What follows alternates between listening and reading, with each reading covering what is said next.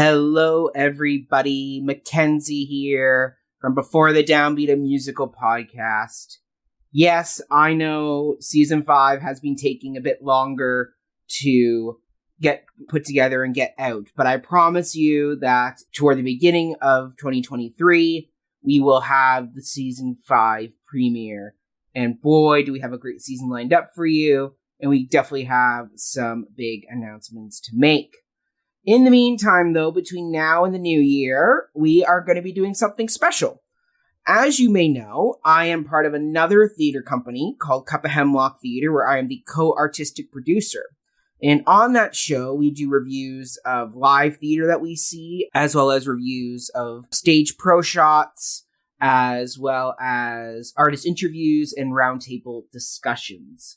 So, between now and then, I'm going to be releasing our episodes we've done on musical proshots we covered, including the proshot of Oklahoma starring Hugh Jackman. We have a proshot of Showboat that we've done. We've done one of David Hasselhoff's Jekyll and Hyde. So we have a few great episodes that I love to introduce you to this other venue that I do. So if you have interests beyond musicals and want to know more about traditional plays and hear from other local artists, this is a great podcast you can listen to. So check out these episodes, and I hope you'll join us on the Cup Hemlock feed as well, because you'll find me there as well.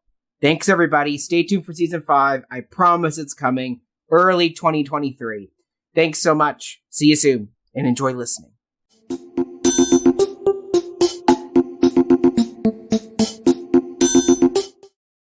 Hello, everybody, and welcome back to our Halloween special episode of the Cup Reviews, brought to you by Cup Hemlock Theatre. And it is a very special Halloween episode because we have a 5-person panel today.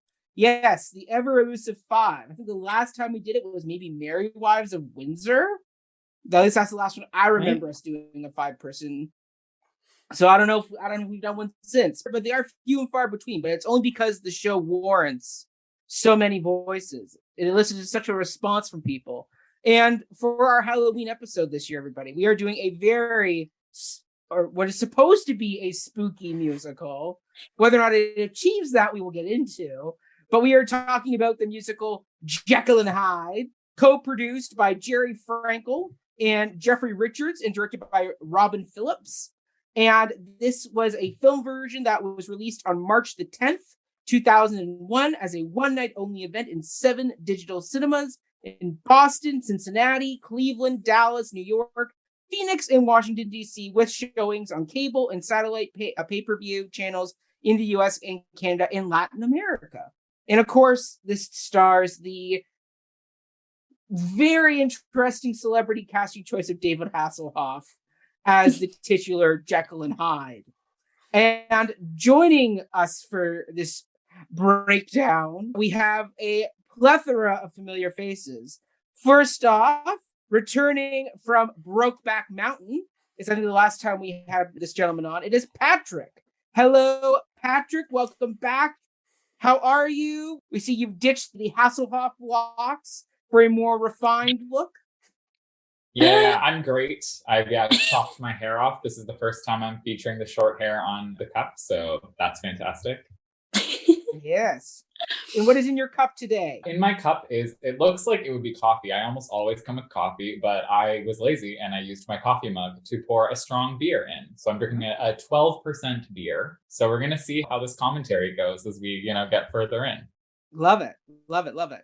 And also coming back from our Brokeback Mountain panel, Andrew, I believe that's the last one we saw you on as well. No? What was the one? You were supposed to be on Brokeback. I was supposed to be on to drop out at the last right. minute. Yes, that's right. You got it. You got a real theater job. Was Streetcar your last one? I believe it was Streetcar. Yes. Streetcar. Yeah. Damn, that's a good time. one. That was yes. But Andrew, tell us, how are you? What are you up to? You just got cast in another show as well with a very spooky character you're playing. Yeah, it's I got cast in a short film as the devil, which is why I got some point to my goatee, which funny enough, I didn't ask for. I think the barber just kind of knew as I walked in. They're like, I know what you want. Yes. Got a real satanic vibe going on. Yes, heck yes. But yeah, short film, and looking forward to being on another episode. Like Ryan said, it's been too long. I don't actually even have a cup for this one. I just have a can. Nice. But I got my Georgian Bay raspberry rhubarb vodka smash going. Ooh. Nice. Yeah, Very nice. It is only 5%, so okay. I'll have to catch up with Patrick. So you have to drink twice as much. Exactly. Yeah. Perfect. And then also joining us is our associate producer, Ms. Jillian Robinson. Hello, Jill. Hello, Mac.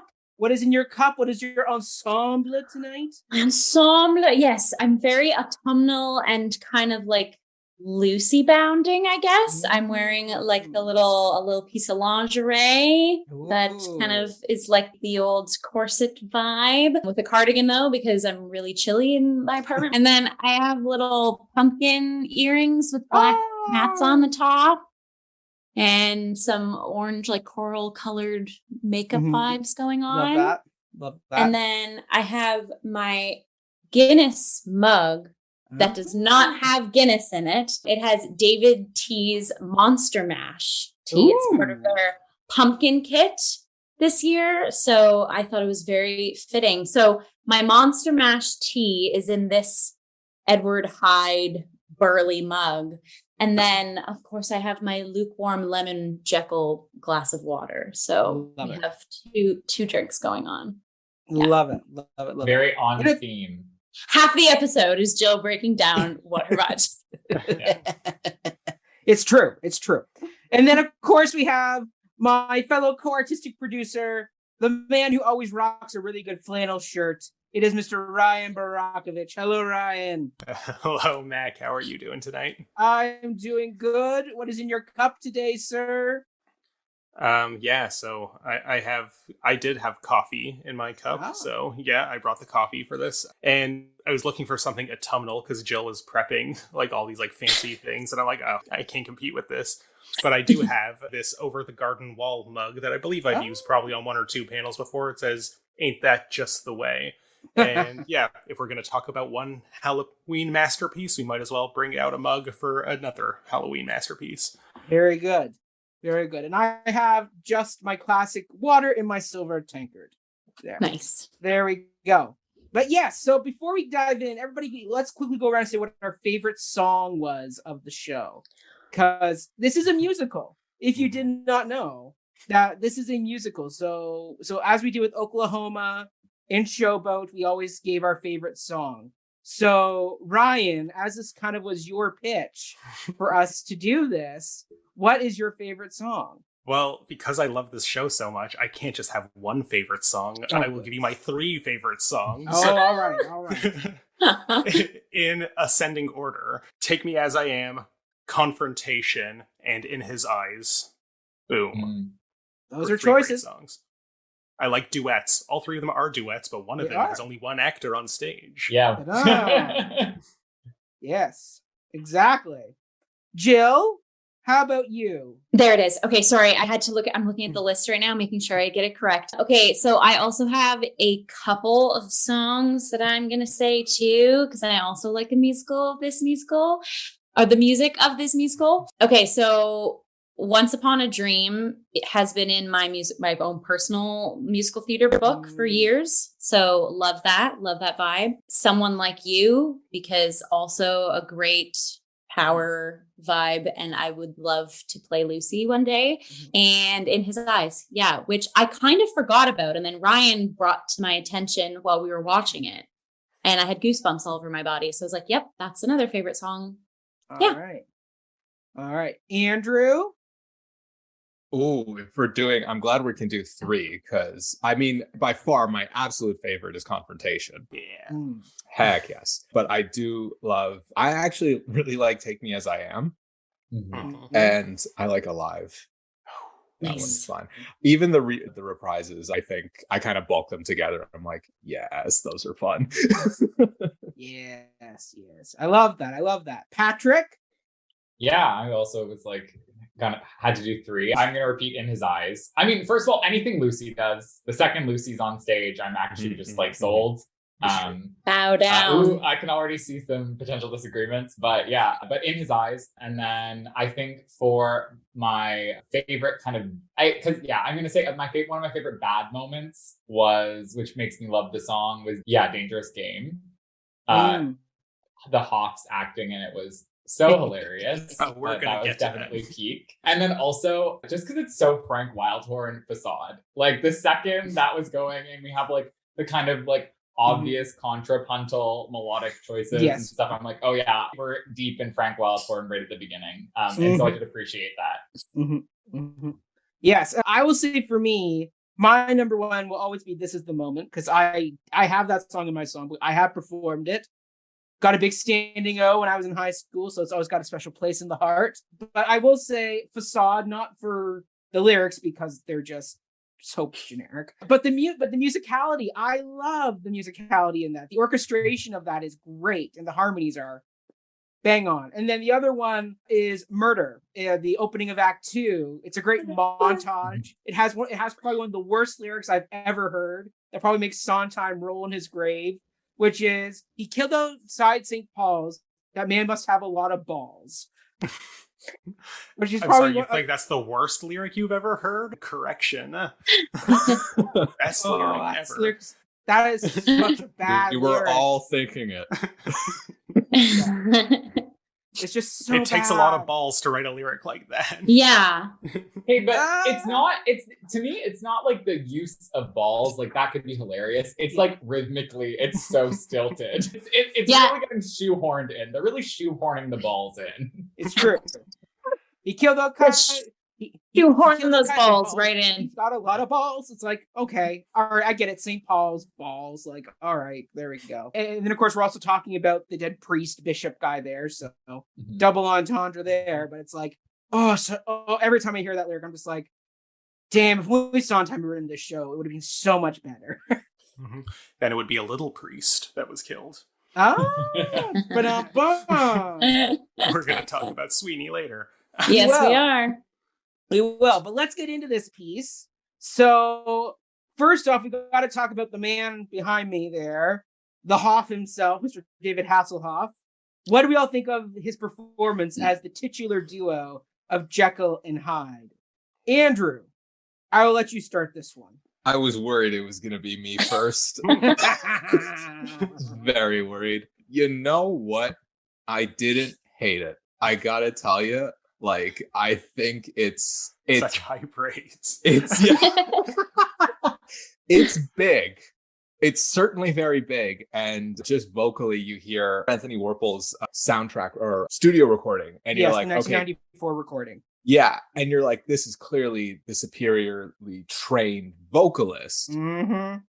But I kind of enjoy watching how large the reactions are and how big that physical change that David Hasselhoff gives. So I think it just kind of highlights that change between Jekyll and Hyde, which I appreciate. But I do recognize that vocally, it's not as strong as it would have been if it came from somebody who was like, trained in musical theater, that thing. Yeah. But I appreciate the interpretation of how that change from Jekyll to Hyde went for David Hasselhoff. So didn't hate it. Very good. Very good. Ryan? I quite enjoyed it, I will say. I just love this show and everything about it. So all of my answers are probably going to be like, it's awesome. What's there to critique? And I would agree that 1994 cast recording with different actors is the version I always listen to when I want to hear the soundtrack, which is quite often. But David Hasselhoff is just such an interesting stage presence in this. Like, something that I do really like about it is everyone around him is being very stuffy, very Victorian, and he is just being himself as this German, Americanized kind of presence. And there's one line in particular where I feel like this actually feels like a deliberate dramaturgical choice, not just him lacking range, where it's in the scene with the Board of Governors where he's trying to pitch them to fund his science. And they're like, we don't do things like you do on the continent. And I'm like, oh, interesting. So there's like a xenophobia element at play here, that he doesn't fit into this stuffy Victorian society. He is an outsider. the continent because he's from Germany, and that actually makes sense, and he doesn't play that up. He's just being himself, but he knows that the audience is there to see him be himself. I kind of loved at the very end of this recording, he came up to the audience and he said, like, oh, thank you all so much for, like, he was just so grateful to be on a big stage like this. And like, you've seen me on the beach, you've seen me with my talking car, and now you get to see me live my dreams of being a singer on a big fancy stage in a musical like this. And I just find that so endearing. And yeah, like, I get that there's problems with this performance, but none that I really want to highlight. I just love seeing this guy do this over-the-top campy performance in what is an over-the-top campy show. So it really does suit the tone of the piece. Don't worry, Patrick and I will bring up the misfires of this casting. But first, Jill, we'll let you say the last positive word. I was gonna say, and then you're gonna shut us down. No, stand behind Ryan and Andrew. But I do have a bit more critique. I guess I'm a bit on the fence because I do agree with Ryan. It was so lovely to just. I knew I was going into watching this. It was David Hasselhoff on stage dressed as Jekyll and Hyde. Like, I wasn't going to be like, oh, what is he gonna do with this? Like, I'm so excited to see him jump in. Like, I knew it was going to be campy. I know you can see his eyeballs from miles away. So you know those crazy eyes are going to come out. Like, and so I was just like whimsically excited by how campy some of the choices were. But like there was some physicality that I actually admired his choices. Like I get they were corny, choreography wise. I think some of the transition moments were a bit corny for me. But like knowing that this isn't really his like main medium, I thought he did a lot with like his body and the physicality. And it is a very, very, very taxing role. I want to say this right off the get-go. All of the leads, I mean, and the chorus too, but all of the leads in this show have to be like athletes. This is a hard show to perform. And so just, yeah, I was impressed. Like there was time Ryan and I watched it together and I was like, oh, wow. I was just kind of foam finger #1 fan vibe. I said that in a previous episode too. That's like my thing now. So yeah, so that's kind of all I have to say on that. I did like it's the first time I saw the musical, by the way, and the first time I've like sat with the soundtrack. I've obviously listened to the songs all over, but like this is my first immersion into what the piece is. Yeah. So I liked what he did with it. All right. Patrick, let's do this. Yeah, I mean, so I will say, like, Ryan, I absolutely agree that the performance is campy and in a way that fits the show because it is a campy show. Like, absolutely agree with that. But for me, like, I enter into this, like, is Tommy Wiseau incredible in the room? Yes. Is that a testament to Tommy Wiseau's performance skills? Absolutely not. It's the earnestness with which all of these bad choices are being made. I won't disagree with that.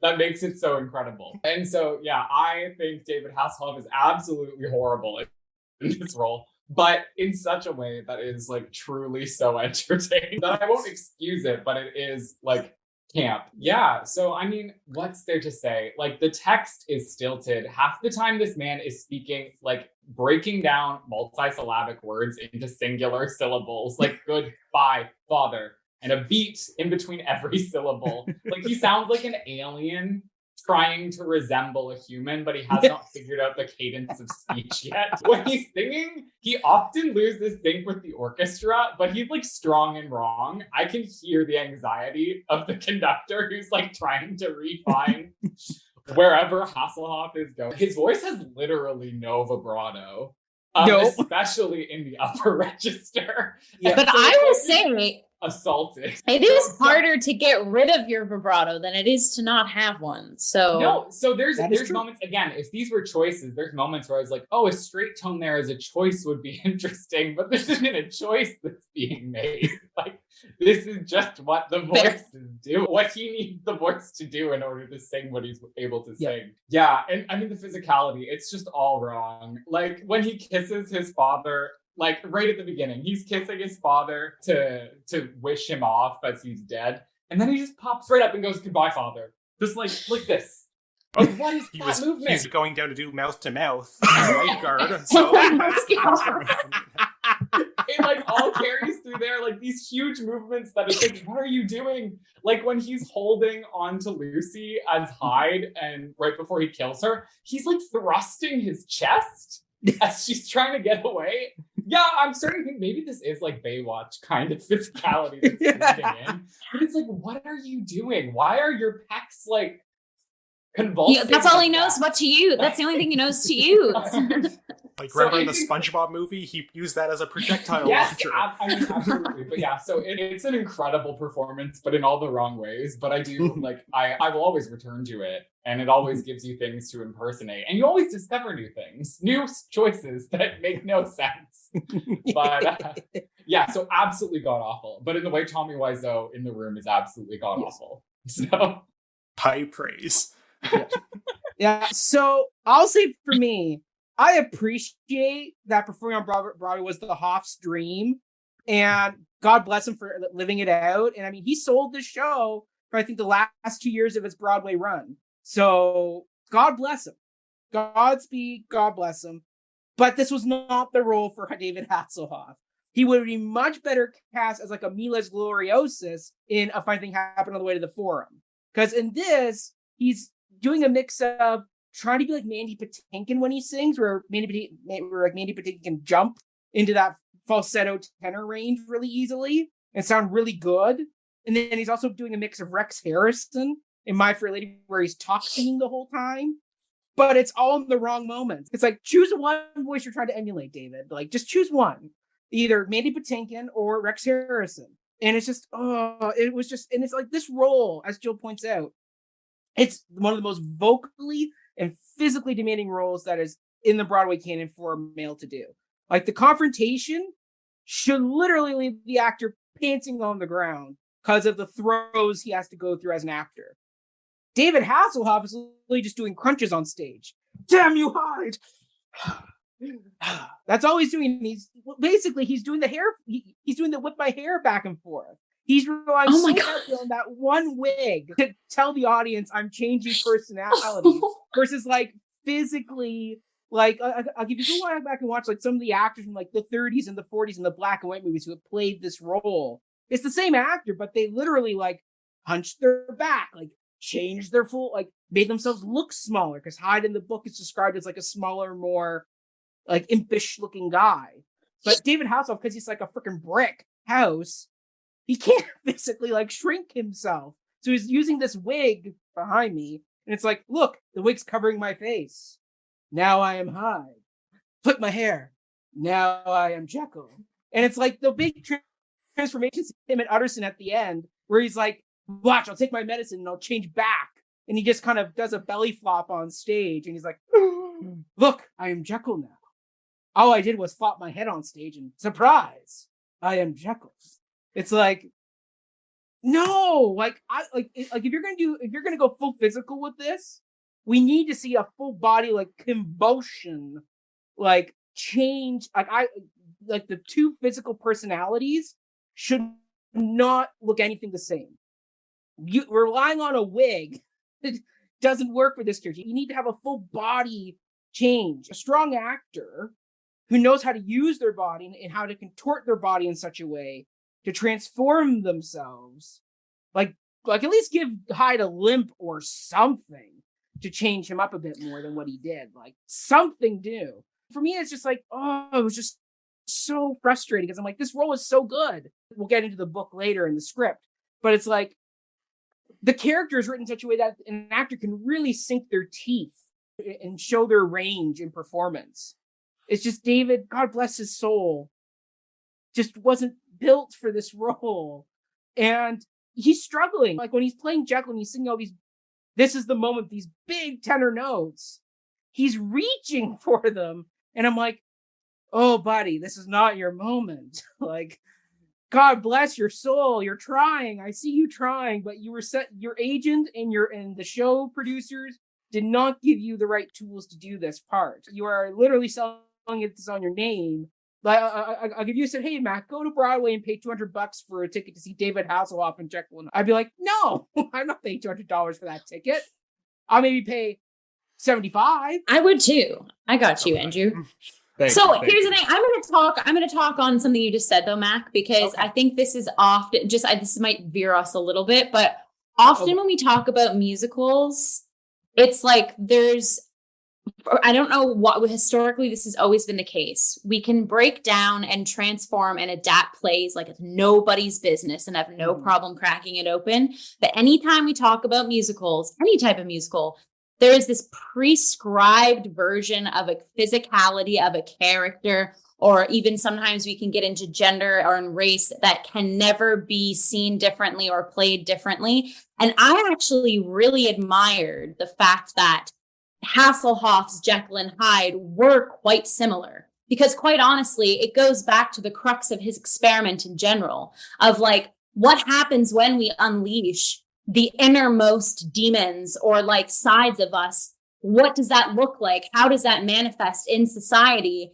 And it was interesting seeing that his facade, as we see it physically, didn't really change, but he's murdering all these people. And so I get what you're saying, but I kind of liked in this version that like, as the audience, obviously like it's campy, so the characters should probably know that it's the same person. But as the audience, to me, it was like another tip of the hat to dramatic irony of like, clearly this is the same person. And clearly it's David Hasselhoff. But like, and I don't know, maybe I wouldn't say he like sold it necessarily as both. But I kind of liked that it was the same. I think, I honestly think I would feel taken out if I saw a more like schmarmy Hyde. True, but the show sets up, like Poole says, I came across his partner, Mr. Hyde, in the living room, and he told me to get out. Poole doesn't recognize Jekyll as Hyde. Clark Kent glasses business here. Like, we're not, you have to suspend your disbelief that to the characters, semiotically, these people look very different, even if we, the audience. But yeah, I'll go to bat for Jill's point that, like, Hyde is just Jekyll's dark side. He's not a completely different persona person.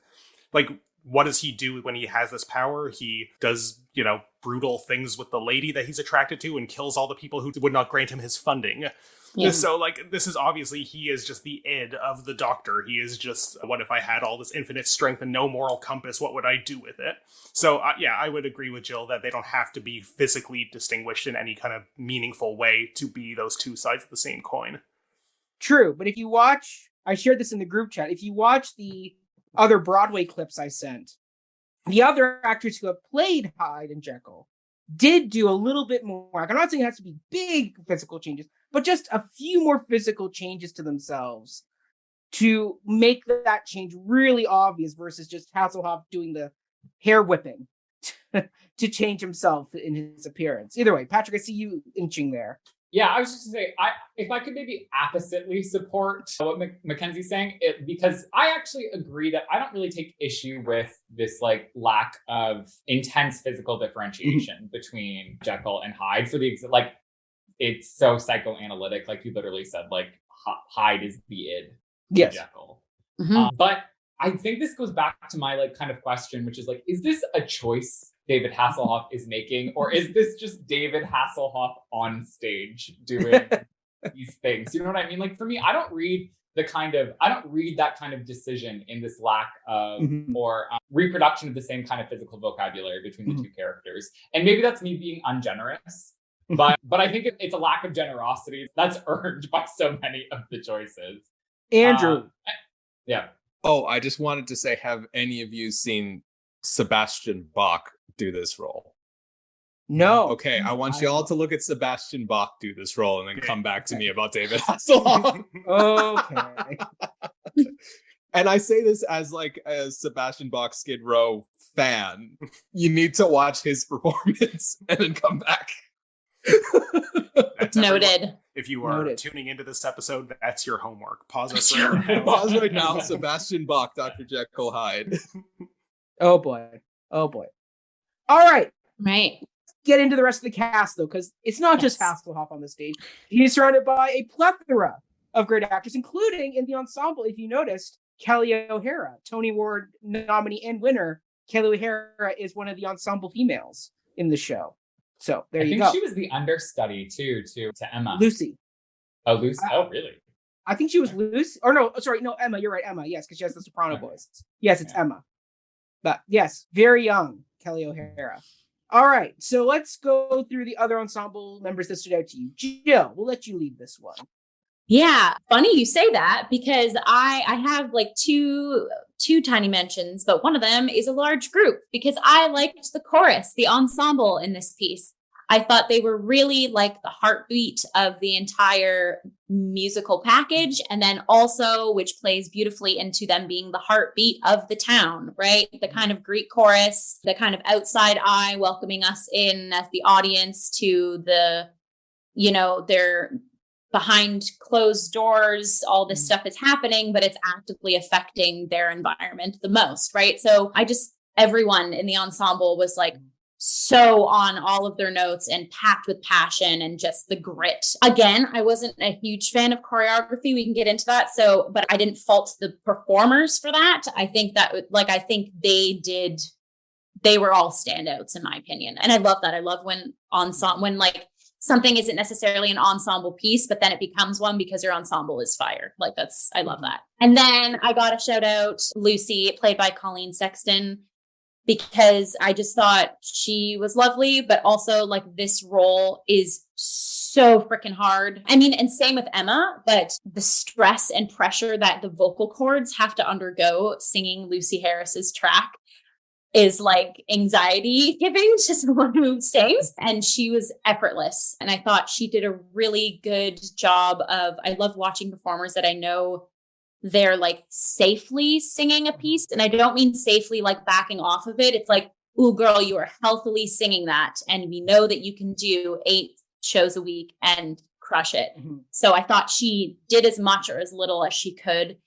And it was like 210% basically always. But so and she rocked the red lipstick throughout the whole show. So yeah, those are my shout outs.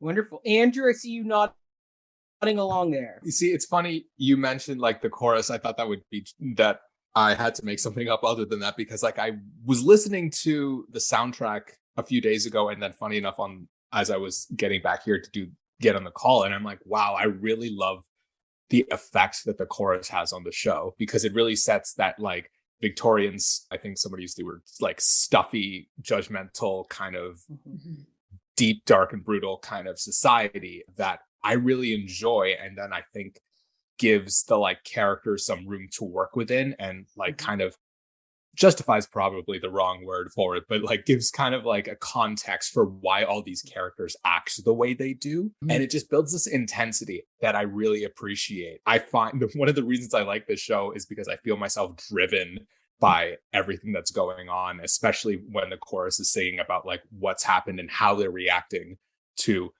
not even just what Dr. Jekyll does, but like the Mr. Hyde actions, like murder. Like it's one of the more intense pieces that I think the general ensemble of the show brings. Of course, like the ladies do a fantastic job. Both actresses are incredible vocally and as actresses, but in terms of what really gets my adrenaline pumping, it's just got to be like the entirety of the chorus and their contributions to the show. Love that. Ryan? So I picked 2 less obvious ones because I feel like, the chorus is obviously great. There's that one tenor guy in the chorus who I don't think had a single named character, but I don't know ginger tenor. Yes, you knew that. I don't know his name, but if you're watching, you did a great job, guy. I have 2 other like named characters that I feel don't get as much love, and I meant to get their actor names so if somebody can supplement their performer names. So one of them was Sir Danvers Carew. That is Barry Ingham. Barry Ingham, that's Emma's father. So he's a pretty understated character role in this. First of all, he played the Great Mouse Detective, so obviously I have an affection for him. But like, you can see this as like a reasonable extension of that kind of like, yes, he's good at playing dapper Victorian men who may or may not be mice, based on a literary source. But no, I thought he's not in it a lot, but he is this interesting grounding presence. He is the life that Emma's leaving behind. He crushes the song Letting Go, which is like not really one that people usually think of as like top show like songs here because there's a lot of like more interesting, powerful ballads in this. But yeah, like he does a great job. It is like a really interesting father-daughter duet. He's also in his, what's the song, his work in Nothing More, where it's like the quartet where he's in that. Like he really is this like great like corner anchor piece in a lot of these songs. And yeah, like obviously there's some like weird patriarchal stuff about Victorian and maybe still to this day wedding rituals about the idea of letting your daughter go, but that's not his fault as a performer. And I just thought he's really good. The other one I want to shout out, again, even smaller role, is good old Simon Stride, who Robert Jensen. So he's not in it a lot. I think he only like really contributes to like one or two main songs. He had a bigger role in earlier versions where he was going to play like the head of the Red Rat, or whatever that tavern was. Yeah, so like but what I really liked about him in this is that he's not in it much, but like you get his whole deal, and he like communicates that very well through very minimal acting. That when he is killed close to the end, you're not like, wait, who is that? That you're like, oh my god, Simon, like this actually does fit into the plot, and like you kind of understand where he stands. Like when we were having the wedding scene, they even have the line about like, does anybody object to this unit? And I'm like, oh, you know Simon's gonna stand up. And then he doesn't, and you're like, oh, okay. But just the fact that I had that thought means that this actor really did make this character feel real and like a part of the story, even if he isn't an integral part of the actual overarching narrative. So shout out to him. Patrick? Yeah, I mean, almost everyone's been said on my like list of options. The first I2 like ensemble, great, doing the most with truly god awful choreography. And that ginger tenor, whatever your name, I really tried to figure out your name, but it's very impossible under these recording circumstances. But incredible. Jill already spoke to Colleen Sexton's Lucy, which for me was just like tour de force. So I'll just throw out here. I also thought Andrew Rivette's Emma was like beautiful, understated but beautiful, and so it can be easy to like kind of lose that, especially with Colleen Sexton being this huge, like giving this like kind of huge performance. But yeah, like Andrew Rivette, such incredibly subtle, gorgeous choices, especially vocally. Like I find classical sopranos, they often obviously they sing on the text, which in part like the music itself demands, but she was really able to like emphasize the spoken elements of text without actually dropping her like lyric timbre while singing. Like there were times she would, lots of musical theater actors do this. They like switch to a spoken word and then move back to like singing. But the kind of timbre she's singing in, that's so much more difficult than when you're like belting or using your chest voice. And I was like, oh wow, like that is skillful. And her like quiet upper register had so much precision. I was like, I just want to hear you like quietly sing A's and B's and G's like for hours. So yeah, she was great. Yeah. So my shout out is actually somebody we have not mentioned yet. But it is George Merritt, who sadly passed away in 2010, as the great Mr. John Utterson, who was David Hasselhoff's main scene partner. And I wanted more songs and scenes with this guy, because first of all, this actor, Mr. Merritt, was a fully trained opera singer, was in the revival of Porgy and Bess, like had a big Broadway catalog, great singer. And every time he's on, he pulled the focus in the best way possible. Like his reaction to seeing Hasselhoff flailing on the ground, transforming from Hyde to Jekyll, and just his utter despair of that moment. And also when he's got to kill his friend at the end. So well done. And just the desperation he brought to that role. He did such a great job charting the evolution of that character from stoic friend to desperate friend to broken friend by the end. It was a really well done character arc and really well played. And he was the OG Utterson, who kind of stayed with the show throughout the whole run. So he had a long time to kind of refine the role, and it was great. And I will say, goes into the adaptation, but in the book, Utterson's actually the main character. He is the main driving character of the piece. And when they changed focus to it being Jekyll's focused on the story, unfortunately, Utterson's role kind of got a lot of his plot points got cut. When in the book, it's kind of a murder mystery with Utterson kind of trying to save his friend Jekyll from the supposed blackmailer, Mr. Hyde. So I was like, oh, I wish we had more of the book Utterson, because he's such a fascinating character, and the actor's so good. Mr. George Merritt is so good. I would have loved just to see him be the main character of the piece and really focus on that, and have Hasselhoff be like a really good supporting character on the side. But that's just not the way they adapted it. Anyway, we'll get into adaptation. But yeah, like he just commands the stage, and I thoroughly enjoyed his performance, even though he doesn't have a ton of songs. Every time he's on stage, he is giving it, and he's also being so great and attentive to Hasselhoff, and is reacting genuinely, and is being a really good scene partner.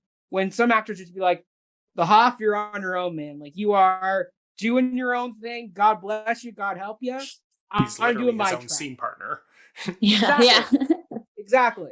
But like George Merritt, God bless him, you can tell he's really connecting with the Hoff on stage and is really trying to generate this genuine connection between these two characters, this friendship and working partnership. So it's really well done. So a shout out to Mr. George Merritt. Mm-hmm. All right. Let's get into our next section, though, which is what was our favorite production or design element? And Patrick, I'll let you start this one. I was fearing this The question. choreo. Yeah. I honestly think the production, the best examples of like design elements in this piece were like things that were just meeting the brief. Like everything was so wrong for me that like I was like, maybe costumes. Like I think like Lucy's cabaret performance, the costuming was great for that. Like that was fantastic. That for me is the design element peak. Yeah, I don't even have anything exciting to say. I was just like, this is supposed to be like a spectacle and the murders are boring. Like Sweeney Todd did better stage murders in the 70s. Like what is happening? So yeah, pass. Blase. Ryan? Yeah, the costumes was one I was also considering. I do quite like the props, like all the fake science-y doodads that are on stage. Those kind of just like, it feels like very like Universal Monster kind of laboratory stuff. But also, I will also shout out the lighting, which I think creates very interesting images with shadows. I'm sorry if I'm stealing that from others while I just named other things I like so much about this piece. But yeah, the lighting, I think, does a very good job of creating this atmosphere of not just like, you know, eerie, Victorian, urban environment, but also really playing to the contrast of the light and the dark, the good and evil that is so inherent to what this piece is trying to say. Maybe a little on the nose, but it's, again, part of that spooky, campy feel that I think is just part of this piece's charm. Actually, if I could stack onto that, you know what? I will say, I hated the lighting, which is why I didn't say the lighting. I'm like, it's so on the nose, but it actually had a point of view. So for the fact that it had a point of view, I hated it, but the lighting was the best design element. I will piggyback. Lighting was also my pick, particularly for the murder scene where they were simulating the rain and the thunder and the lightning. That was really cool. Everything else was kind of okay. Like I enjoyed the fact there was a constant red hue going on stage. That was a choice. It was nice. But I mean, the lighting was strong in that sense. Like as Patrick said, they made choices with lighting. There was a choice made, and there were certain moments that looked really cool with lighting. Other moments, lighting was a little weird. But the murder moment was where the lighting really stood out. With the umbrellas and the light and the rain and the thunder, it was very atmospheric, very rainy London. It was lovely. Yeah, Andrew. I liked the set. I thought it was cool, and at the best of times, it really brought the scenes to life. I thought it was very spectacular, which is ironic because I think, Patrick, you said it's not spectacular, but funny enough, I wanted to counter with like, it was so, at times when it needed to be, I thought it was so beautiful. It really brought that like wealth of a Victorian home at certain scenes, but at the same time, it had the ability to turn into like the dark streets where Hyde can come out, play, and commit murder. So, and I mean, it's equipped with pyrotechnics. So, I mean, easy win for me. I'm very easy. If it has pyro, you get a little smile out of me. So, early 2000 pyro, where it's just like an instant fire all the way across the counter, not like it starts here and then goes there. It's just and fire.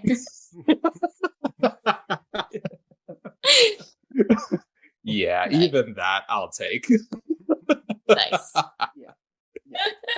Jill? Yeah, it's so funny because I feel like I have little bits of all of y'all in my brain because I was kind of like Patrick. There was nothing that was hitting me in the face of like, whoa, this. Like, it was appealing. Like, I kept wanting to watch and every element was doing what it needed to be doing, but it wasn't like, oh my goodness. Like, so I too was like, okay, the costuming, I was kind of peeling or picking through my brain more.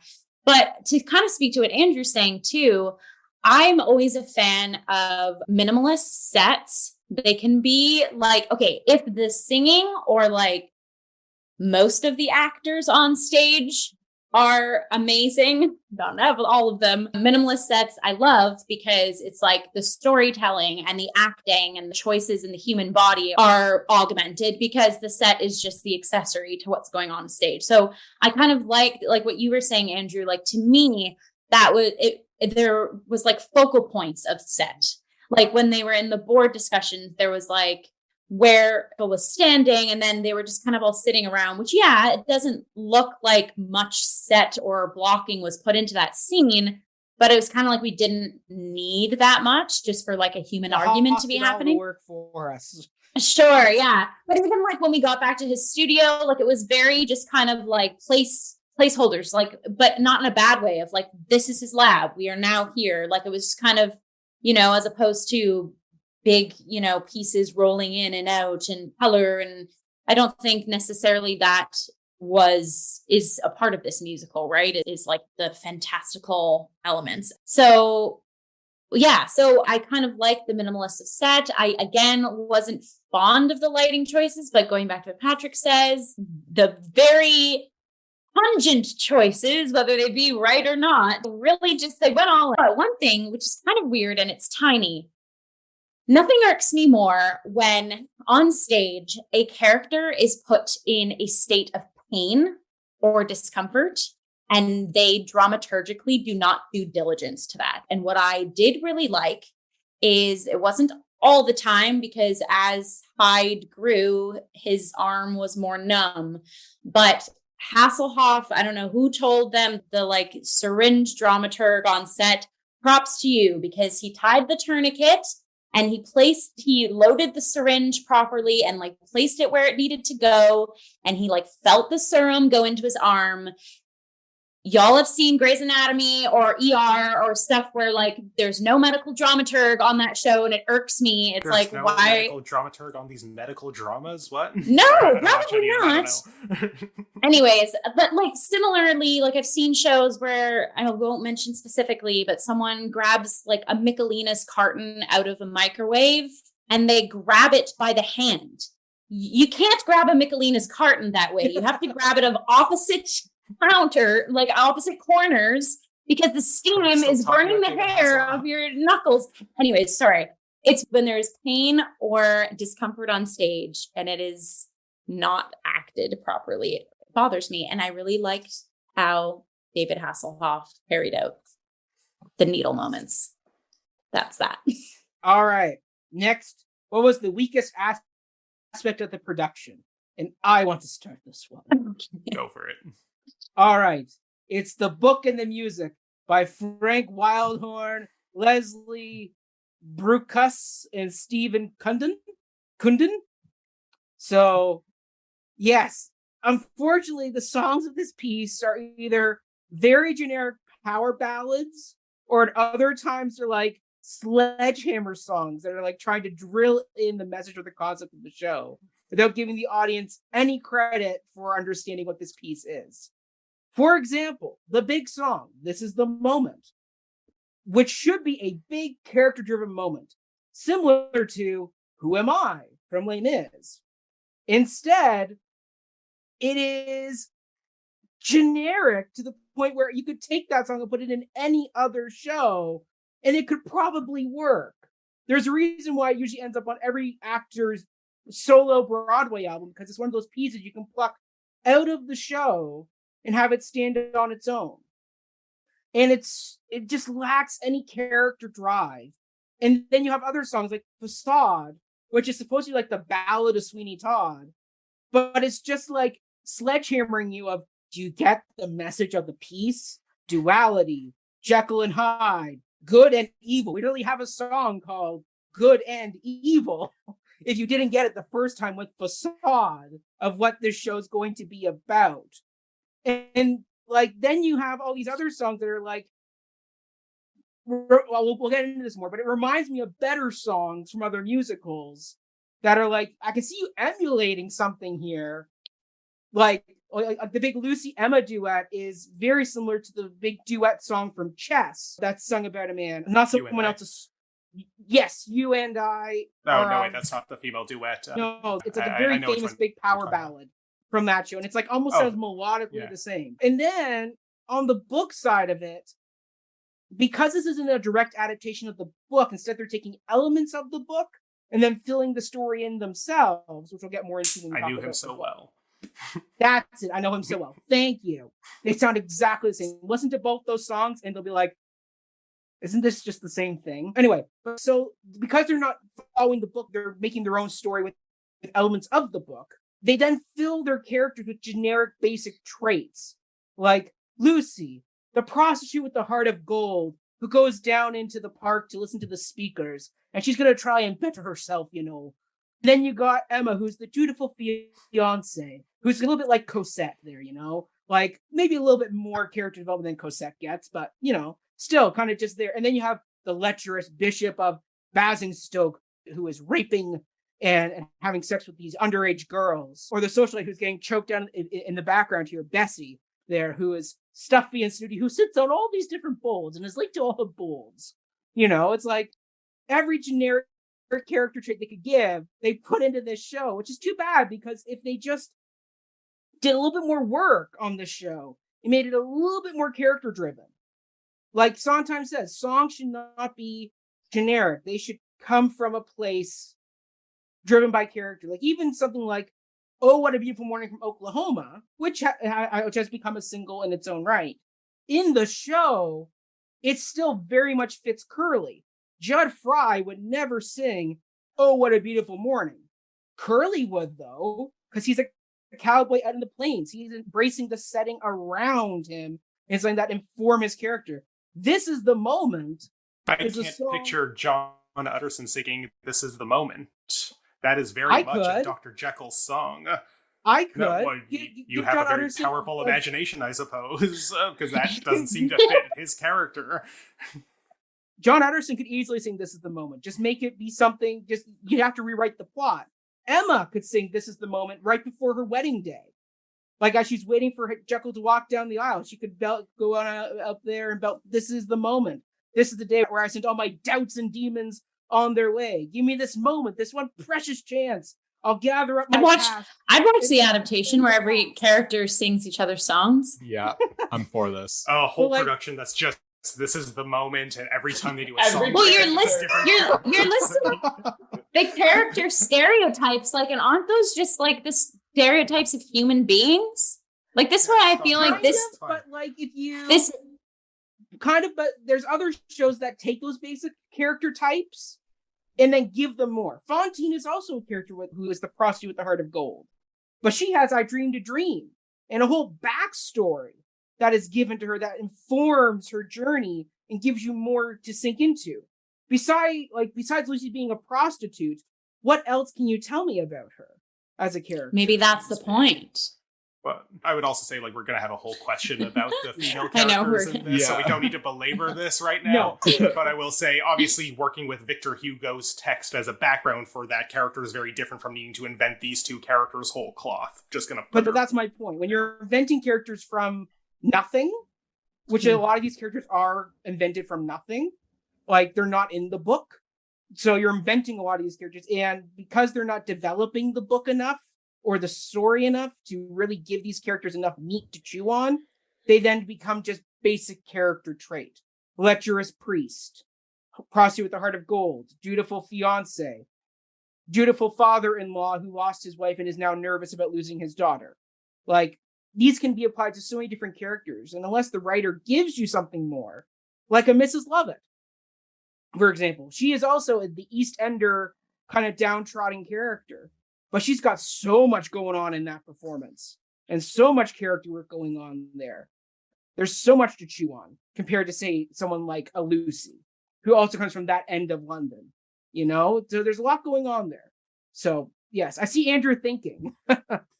Well, this is probably getting into a debate that's not to the question, so maybe I'll just let that thought go and question you later about that'll be off mic.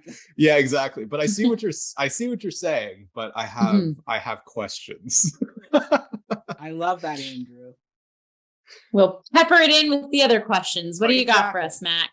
Well, no, this is weakest element, so you guys still have to give yours. Yeah, I wonder to what extent do you want us to rebut yours if we disagree, or should we just You can rebut. I'll happily debate you. It's just... Maybe off mic. I'm with Andrew on this. We're for an hour after the recording. Off mic toward the end of the night, sure. Right. We'll happily have a debate. I'll happily. Even I was like, damn. Drag Wildhorn, annihilate him, eviscerate him. Like, wow, okay. Like, Patrick was all set to like get into this debate, and now we're letting it drop. Well, Patrick, if you agree, or if you want to say this is your weakest element too, like go for it. But oh, I actually don't think that. Well, sorry. I do think the book and lyrics are terrible. Like, off from the get-go, like, there are preachers who kill, there are killers who preach, there are teachers who lie, there are liars who teach. But it's so bad it's good for me. And then again, like, I think there does need to be a place for bad musicals. And, like, in terms of bad musicals, I actually think Frank Wildhorn does, like, better bad musicals than Andrew Lloyd Webber. I want to see more Frank Wildhorn and less Andrew Lloyd Webber. So I won't, like, come at for the book and the lyrics, because there are many productions of Jekyll and Hyde I would happily watch.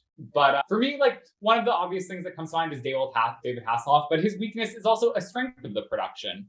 So instead, I'm going to scoop Jill because the choreo was awful and not in an interesting way. It was like distracting, excessive. It was introduced in moments where there weren't even songs. Like, Lucy's just getting changed to do her performance, and she does a little spin to go into her clothes, and I'm like, why?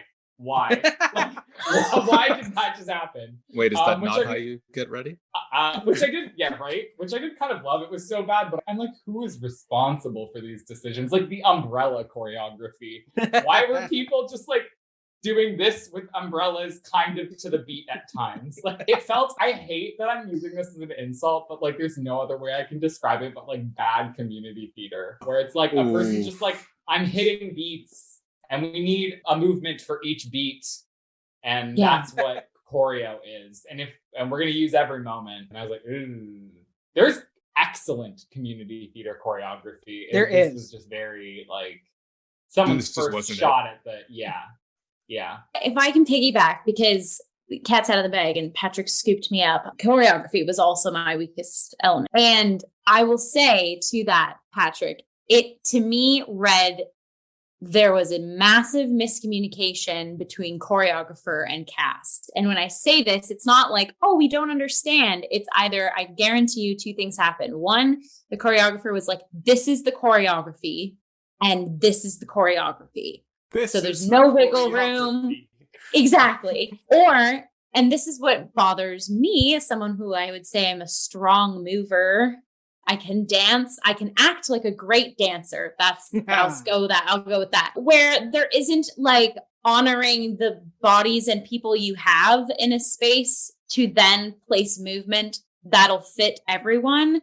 So I totally agree with you, Patrick. There was moments where I'm like, why is there choreography in this moment? This isn't earned, or this isn't even taking up space. If anything, it's distracting from like the power ballad that's happening that we should be paying attention to anyways. We don't need filler. Stop. I was like, oh. But then also in the moments where everyone was dancing or moving, there were folks that just like, weren't doing the proper choreography or weren't. And it wasn't like a choice of that. I think it just was like, I don't think the choreographer wasn't generous, basically, of like, let's make it a move where everyone does have their own take on it, or let's make it a move where everyone can do it. And so then it is like that force. But honestly, again, to go back to chorus being my like, yes, chorus, like the fact that they are still a lot of our standout musically and acting wise, like good for you, because choreography can sink the other two threats real easy. So yeah, choreography, very interesting. Mm-hmm.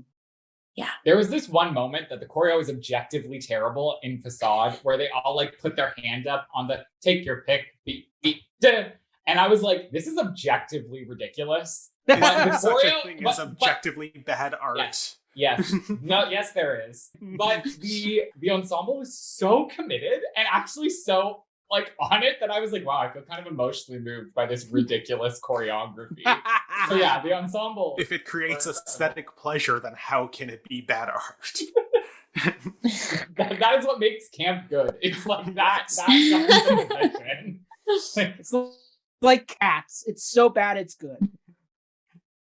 Disagree. Tune in for Andrew's thoughts on Cats. Coming next week. I'm expecting a lot of censor beeps. Bring your bottle of wine. Yeah. Andrew, what is your weakest moment, though, of the show? Because you never actually did give your weakest moment. You know what? I say this liking the show. Okay, if I said lyrics, that's not book, is it? I'm not a musical theater person. Book is the scenes between the songs. Lyrics are the words in the song. Then the lyrics.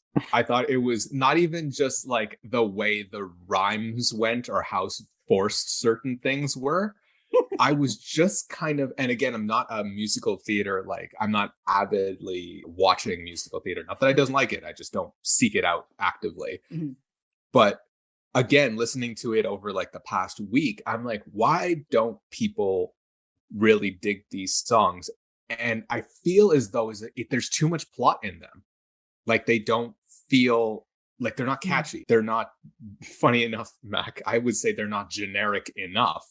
They're so specific to what's going on in the story. And I'm just like, there's no chorus. There's no beauty in the lyrics, or some of them anyway. Like there's like, you know, in a lot of the songs, like This Is the Moment or In His Eyes.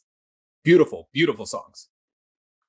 But then like the rest of it, it's just like, this is the plot and we're going to sing things that we can talk. And I'm like, I don't need this. That's fine. They're trying to pull a Les Mis where they're singing everything, but they didn't quite understand what, like how Les Mis perfectly turned those speaking moments into really good musical motif moments that keep coming back. It was just, let us sing these notes. And versus just having a really good dialogue scene between Utterson and Jekyll. We're going to have them sing about how he just got rejected. And it's like, exactly. Just talk.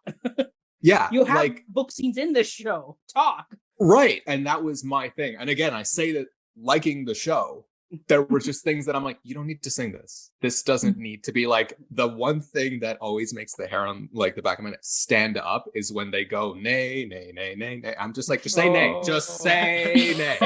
It's not just, it's nay, nay, nay, nay, nay, nay, nay, nay. Absolutely, positively, nay. And one abstention. And one abstention. And I'm just like, just a nay each is fine. Like, we're good. You get a name. You get a name. My favorite is like the full, like, what was it, like 2 beats before the absolutely positively beat. Nay. Like, if there was any doubt. If there, yeah. That's where I find like the show kind of lacks. I'm just like, find moments where you don't need music to make a point.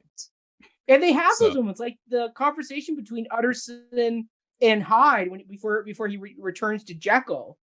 That is a book scene, and it is great. Fantastic. As a book scene, as a basic scene. That did not need to be sung, and they knew that didn't need to be sung. Thank God it wasn't sung. But then there are other book scenes, like just, Bessie, you shouldn't wear your pearls out so late. There are dangerous men around. Choke. It's like, oh. That's fair. All right, it's for that character. I mean, that's fair, but I still think like I would take those terrible book scenes over the things that could have been book scenes but weren't. True, I agree. Personally. Yes. Brian? So there is nothing wrong with this piece at all. It is flawless. Fight me. No, okay. I hear what most of you are saying except for Mac. But I have, just like how I had 3 favorite songs, I will do 3 slight nitpicks that just bug me. They're none of the things that you've all mentioned so far. 3 nays. 3 nays. You only get 3 nays. Nay. The first one, this isn't really about the production itself, but it's one we occasionally talk about on this show.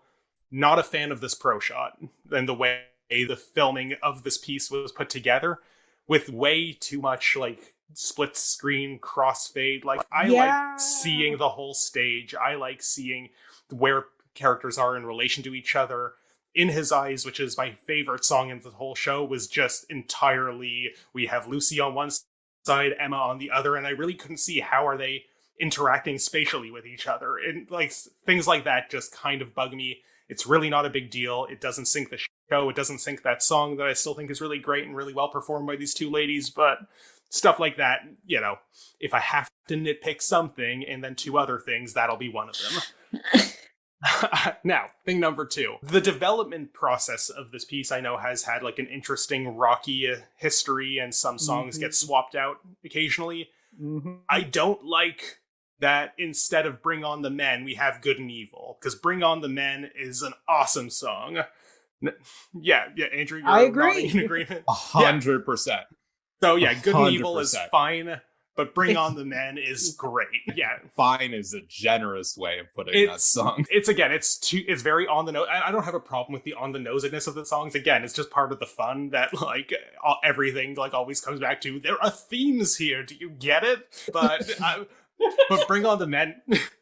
Bring On the Men is such a good song because like it's not really about the themes. It's just like, hey, in the middle of this piece, we're going to introduce one of the female characters with a big burlesque number where she, you know, is unapologetically horny, and that's okay. Yep. And it's just great. And when we were watching it, because as Jill mentioned, this was her first time going through it, I was like, okay, it's coming up, this song. Like, I think this should be in your book because it's really good. And then they just started Good and Evil. I'm like, are they going to do it after the really good song? Okay.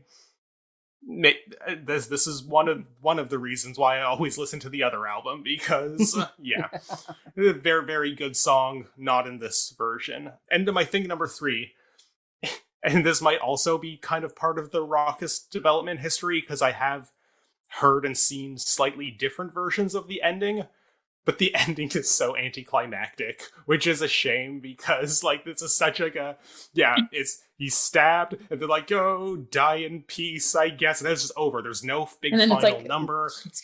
We didn't even get a reprisal of Façade or Murder. Like, wouldn't that have been appropriate there? Very much so. Like, they're emulating Sweeney Todd. There's a final ballad of Sweeney Todd at the end of the show after Sweeney dies.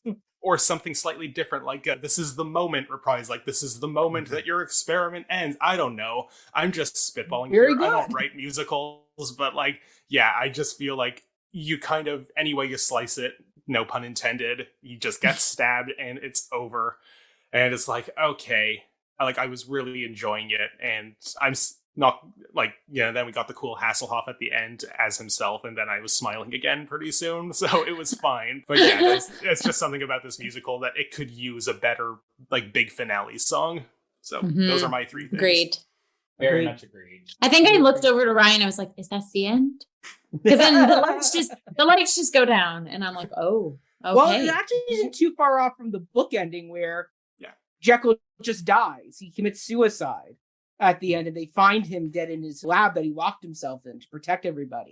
And like, that's fine. Like, I'm not even saying like, you know, I'm not even talking about fidelity here, or it should have been more or less faithful. I'm just saying that as a musical, you kind of do want a big closing number. Yeah, but it isn't a musical. Yeah. And the piece is like, it's a Wild Horn musical. It has all these big ensemble numbers that frame key moments. So like on its own terms, it absolutely should have that. Yeah. Yes. Agreed. All right. Last question for this first part. Oh my goodness, we've been going here. So what would you recommend? Would you recommend this production to others? Ryan, as our resident adaptation professor process, as you complete your doctorate, give us your thoughts. Would this end up on a syllabus in an adaptation theory? No, it wouldn't end up on a syllabus, because the only reason it would is because I freaking love it, and that's not a good enough reason to put it on a syllabus. Like, there's no real educational value in watching this. It's an adaptation. Name 5 musicals that aren't adaptations. I bet you can. So, yeah, I think there are better musicals for demonstrating the process and mechanics of adaptation dramaturgy than this one. There are interesting things to talk about the way they've changed it from, you know, the original source material that we will get to in the following question. So I will not comment, but yeah, I don't think syllabus-wise, this isn't... It would have to be really self-indulgent to just be like, I love this show, students, and now you have to hear me talk about how much I love it.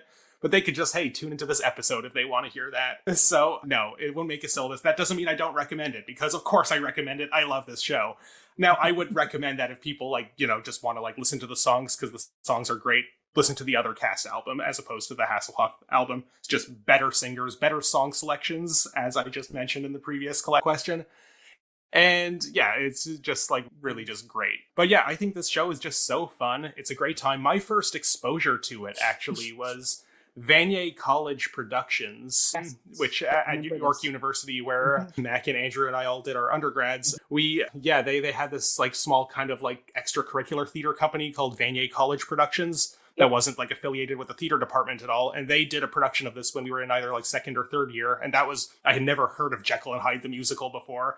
And I went on understudy night, which because it's like an educational sort of or like extracurricular thing, they really build in nights for the understudies to get to perform regardless of whether or not they're called for like understudy reasons.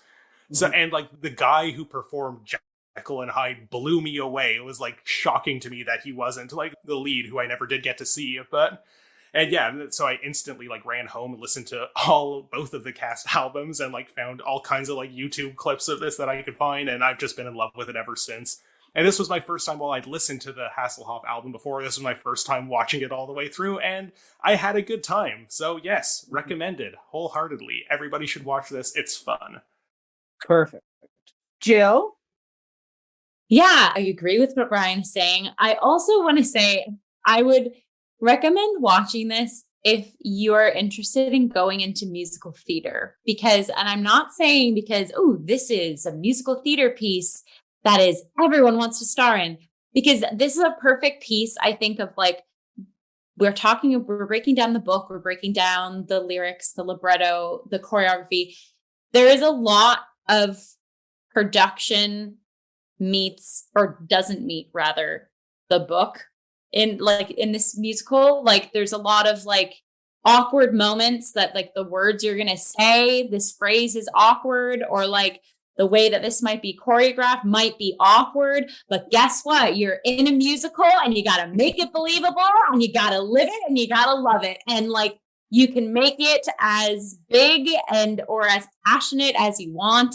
I just think it's a good piece of like we talked about too, the lyrics, like there's so much plot in those lyrics. So that's also a wonderful exercise in how do you tell exposition through song, and if your body is told to move this way, but you're singing this and the brain and the body are doing opposite things, well, sometimes you might have to do that. And I think also there's a lot of, I think, Mac, you were kind of poo-pooing the fact that the songs were, you could take them out of and there's no sort of drive. But I think that's what makes a lot of people have something from Jekyll and Hyde in their musical theater book. I do. Because I have it. Exactly. Because it can kind of be that blanket statement. And then what is you as Jill or you as Mac bringing to this character to then slay that audition, right? So like, I feel there's this really weird balance of specificity, yet general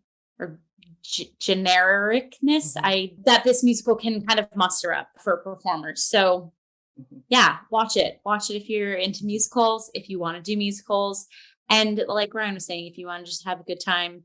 But I'd be interested in seeing other proshots now too. Like I do want to see a different Jekyll and Hyde. David Hasselhoff wasn't terrible in my opinion, but yeah, I'd want to see other versions as well, but definitely give this one a watch. Sure. Yeah. Andrew? Yes. Heck yes. If for no other reason than, as Ryan said, it's fun. It's a good time. The songs there are a few in there that are really enjoyable to watch, both because they're interestingly done, both vocally and in terms of acting. Thanks, Hoff. But like it's, I even just think as a show, it's enjoyable. I'm having a hard time justifying why I like it, but I like it. There's just something about it. And I think maybe it is because it's David Hasselhoff being the Hoff that's endearing about it. But I find it in a fun production. And I went through a good period of time where I'd watch it fairly periodically. So I'd be I would be lying if I said that it wasn't worth at least a watch, even if you end up disliking it, because even in disliking it, you're going to enjoy that you disliked it. Patrick. Would I recommend this production to others? I mean, I think this is one of the worst lyrics ever written and some of the most generic music ever written with one of the worst performances I've ever seen. So would I recommend this production? Absolutely. Without question, I would recommend this production. In the same way I would recommend The Room. Tommy Wiseau's The Room to someone. Yeah, I mean, this was the perfect segue from Andrew's comment. Even if you hate it, you're going to love hating it. Yeah, I first watched this in high school, actually with another contributor to some of the Cup reviews, Carly Billings, and a bunch of people. And we were basically playing a drinking game. Am I allowed to say that on this? Yes. With a bunch of things. And it was a blast. Like, this is like, it's like the Rocky Horror Picture Show. You know what I mean? Like, it's just... It's so bad it becomes good again. So yeah, 100% I would recommend this. You absolutely have to watch this. It might be one of my strongest recommendations ever. But yeah, because it's so god awful. It's working. Patrick's coming to our side. How's that beer, Patrick? I was always on that side. Like, you can check my notes. Yes, in the way I would recommend The Room. Yep. And that's my note too. That's my note too. Even though I am critiquing it and not giving it the most glowing praises, of course you should still watch this. This is a fun musical theater pro shot. Crack open a beer or a glass of wine and just sit back and have fun with it. Like, this is just meant to be, I don't think it was intended to be fun. I think this was meant to be a very dark, thoughtful piece. Is what the writers were going for, but they missed the mark and they made something else entirely different that, you know, works for what it is. And just go on out there and have fun with it. Like, that's all you can do with this piece, is just turn off the brain and just enjoy some theater. Because, you know, we don't get a lot of, I mean, we get a few musical pro shots, but not that are like full-on film productions. You know, like, they're not as frequent. So, because of rights issues and everything else. So, it's when you get something like this, and also it's the Hoff. I mean, as much as he is not great in this role, he's just fun. So, just enjoy the Hoff. Enjoy it. Have a drink. And I also figured out where Utterson could sing "This Is the Moment." My brain figured it out. Have him sing it to Jekyll before his big final pitch to the Board of Governors. Just change a few pronouns from "this is this is your moment" is basically what you'd have to make it as. But there you go. Utterson could sing it. He's just not that guy. He's not bombastic like that. Jekyll, 100%. You make it a sincere performance, Ryan. A sincere song, not a bombastic song. Either way, besides the point. All right, let's get into the next part, though, which is more text-based for this show, which is, first question is, if you have read the Robert Louis Stevenson 1886 novella, what are your thoughts on this musical as an adaptation thereof? Or if you have not read it, does watching this musical make you want to read it? Andrew, we'll let you start this one. So I have the fortune of being able to say that I read it. And how do I feel about this adaptation? It is in bits and pieces, but I think there's this element of Stevenson's book or novella that it just doesn't have. And like you said, it's told from an entirely different perspective. It's a different type, like it's a different genre of story.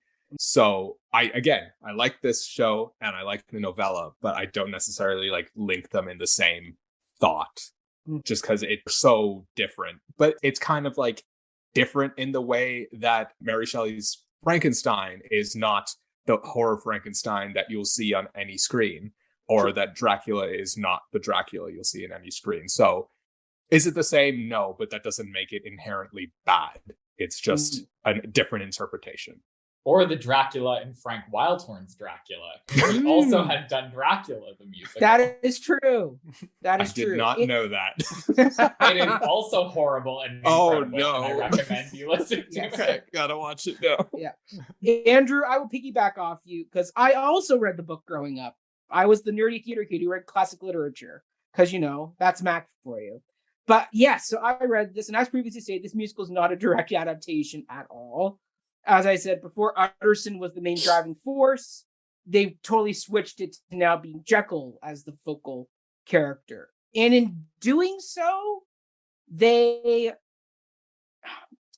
Disneyfied, neutered the piece, and took the teeth out of the story, basically. Because in the book, Hyde is a horrible person who beats and tramples a little girl to death in the first chapter, and then is forced to pay the family because onlookers corner him and force him to write a check, which he writes as Jekyll, which kind of tips the characters off of, oh, something's weird here. He then commits the murder of Sir Danvers Carver, where he beats him to death with his cane, and the cane breaks, and then that is a mispiece because it's a cane that Utterson gave Jekyll. So, very violent character in the book. Horrible human being. And his reason for making the serum is not for this noble cause of my father, the poor people of the asylum. It is, I'm having these lustful urges and I'm going to slum it in the East End.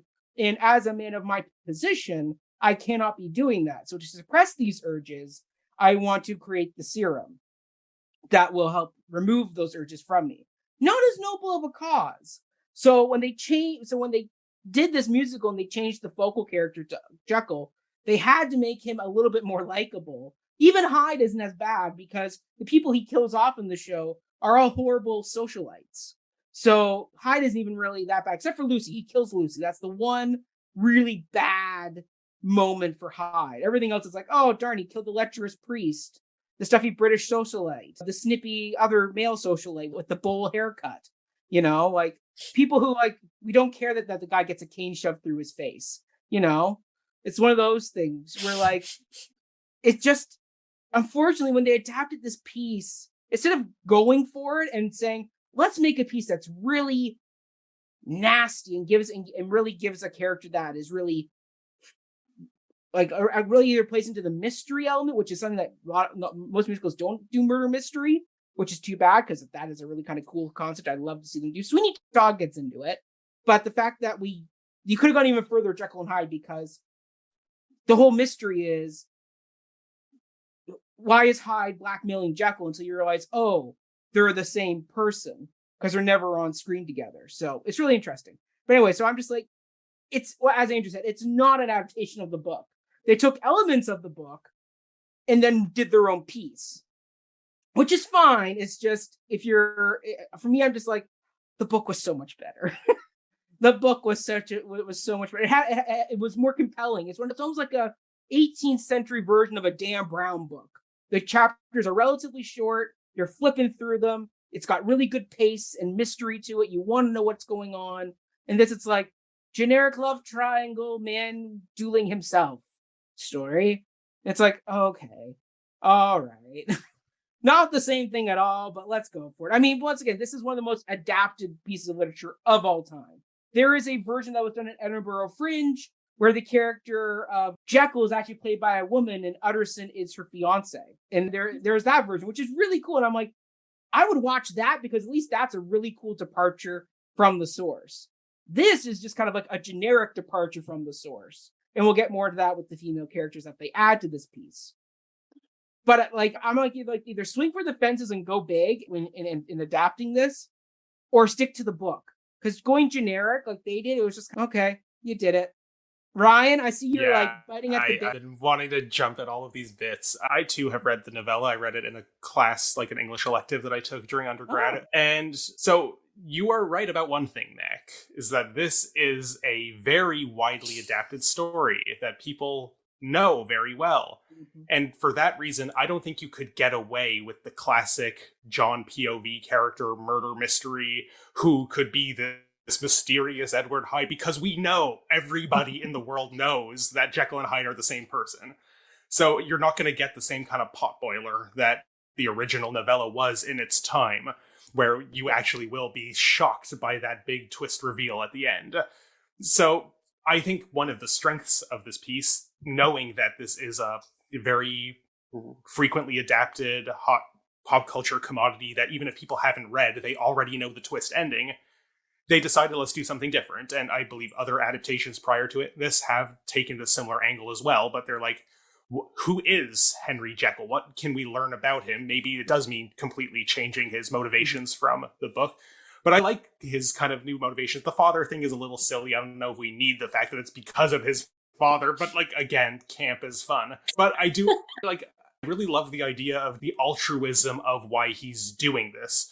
That there is like medical properties to, like, it's like very pseudoscientific about the whole like, there is a good and an evil side in every human soul. Like, okay, maybe a Victorian scientist would actually believe that. Obviously, like, that's not a thing that would hold up to any peer review today, and maybe that's why he doesn't get his funding. I love the idea that he's like, you know, have any of you ever seen the Hugh Jackman movie The Fountain? Darren Aronofsky directed it. Of course. Yeah, I see him as very similar to the Henry Jekyll of this musical, as I have this batshit scientific theory about how I will cure death because I'm sad that my wife died. And then, and obviously that movie goes in very different trippy directions. There is a magic glowing tree. It's great. I love it for different reasons from why I love this. But yeah, I would love to see Hugh Jackman play in Jekyll and Hyde the musical. And yeah, he, unlike David Hasselhoff, he has a lot more musical theater experience and he'd probably do a really good job. Side tangent. But I think this, getting into the psychology of this character, giving him an altruistic motive that ultimately backfires because he's not an inherently altruistic person, is an interesting way of playing with the themes of this story. That, you know, behind the facade, there is this dark, seedy underbelly that, like I mentioned, the id earlier, but yeah, there is very popular psychoanalytic interpretation and critique of the original novella, as they really went very explicit in this musical, but I think it works. And like, I don't need Hyde to be the big villain that he is in the original, because I almost think it's more interesting that he kind of becomes this murder Robin Hood who really goes out against the socialites and the people who are doing legitimately bad things. But, your methods are complicated and I don't know how I feel about this. You probably shouldn't kill them, but also they're terrible. And then they do like the kind of classic Marvel villain thing where, okay, but make him kill someone innocent so we know he's really bad, because otherwise he's making too many good points. But yeah, anyway, I like the book just fine, but I don't have this kind of joy that I get watching the musical from the book. So I am fully in support of the fun choices and adaptation that it makes. Yeah, I mean, so Ryan, you actually get your wish of a Hugh Jackman, Jekyll and Hyde, because the musical is being made into a movie. Right before COVID, the writer finished the screenplay, and apparently it's being shopped around, so they could get Hugh Jackman to play Jekyll. You got my hopes Hyde up like there. it was already a done deal. But okay, I also Hugh, thought that my was man, where if it you're was watching, going. Hugh, But if you're I mean- watching this, sign on to that project. You'd be great. I mean, he's going to be busy doing Wolverine one more time, but What? you know, I thought after he he's was done that- done. Oh my God. No, he's coming back for Deadpool 3. Okay, go on. Either way. So, yes, so there you go. So, wonderful. Yeah, because Ryan, I mean, I agree. The cat's out of the bag on who Jekyll and Hyde are. There's no, it's like Phantom of the Opera. The original book is a mystery book of who is the Phantom. We now all know who the Phantom is. He's a murderous creep, you know? But anyway, you and I can talk off mic too, because there's so much more we get into on this topic. But go for it, Jill. What are your thoughts? Did you read the book as well? Because so far we're 3 people out of 5 who've read the book. No, I have not read the book. I'm actually really behind on Jekyll and Hyde lore into so yeah, I need to, because I'm someone it's so funny. My dad has a thing of like, if a book exists in a movie, I'm never reading the book. I'll only watch the movie because it's like, you know, fast and it takes all the good parts. I'm the opposite. Like if I find something was in a different medium, whether it be like it was a play, but it was actually movie first, or it was a movie, but it was actually a book first, I usually go down the rabbit hole of like, how do I get my hands on another adaptation of this piece? So I'm excited to... I definitely think I'm going to like add it to my spooky season list of get a copy of Jekyll and Hyde novella and just, you know, curl up with a... Jill, what you're saying is you're launching the Cup book club, and our first book will be The Strange Case of Dr. Jekyll and Mr. Hyde. I don't know.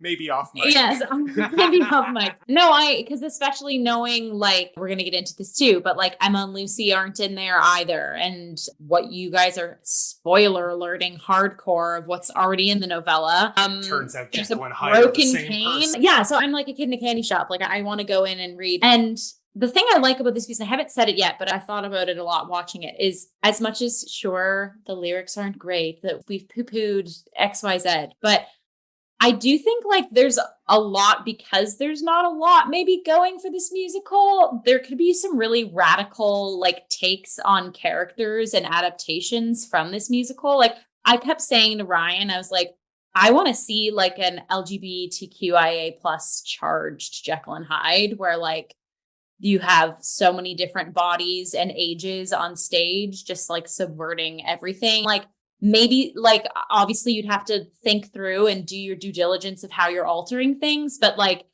I think this would be a cool musical to maybe start there, or even take bits of the novella and this musical and make it into something like that. Like I kept saying the whole time watching it, was like, oh my God, a female Jekyll. Oh my God, a female Jekyll. Like, and I get it. It would disrupt some parts of the like story. You'd have to kind of jig around. But yeah, so I guess long-winded question. I want to read the novella, and I want to kind of like make my own Jekyll and Hyde adaptation kind of thing. Like it's public domain, Jill, go for it. Yeah, so there you go. The musical isn't, but the novella. Yeah, the novella is, so you can adapt it in your own way. Yeah.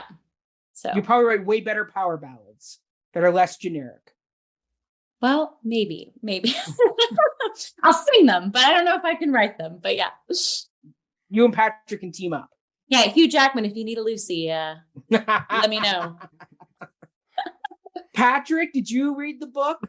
Great. First, I just feel like I have to jump off of what Jill just said. If a rich producer is listening to this, first of all, hi, how are you doing? But cast me as Lucy in Jill's, gender fuck Jekyll and Hyde, because I know I could kill those songs. But anyway. Do you want to be the Lucy to my Jekyll? Absolutely. Done. It's closed. But I actually have not read the novella, even though I love Gothic literature. I can't say the musical makes me excited to read the novella. And in part, also knowing contextually that some of the things that I actually do find thematically potentially most interesting, including the love triangle and also the, kind of complex way that Dr. Jekyll is ostensibly acting as like this kind of good Samaritan, and then Hyde is evil. The fact that's actually a way that it's more explicitly just Dr. Jekyll looking to like kind of figure out what to do with his id. I'm almost less interested in the novella. I actually think the scaffolding of the show is really interesting. It's just that the way it plays out, that it's like god awful. But I'm glad this god awful version exists.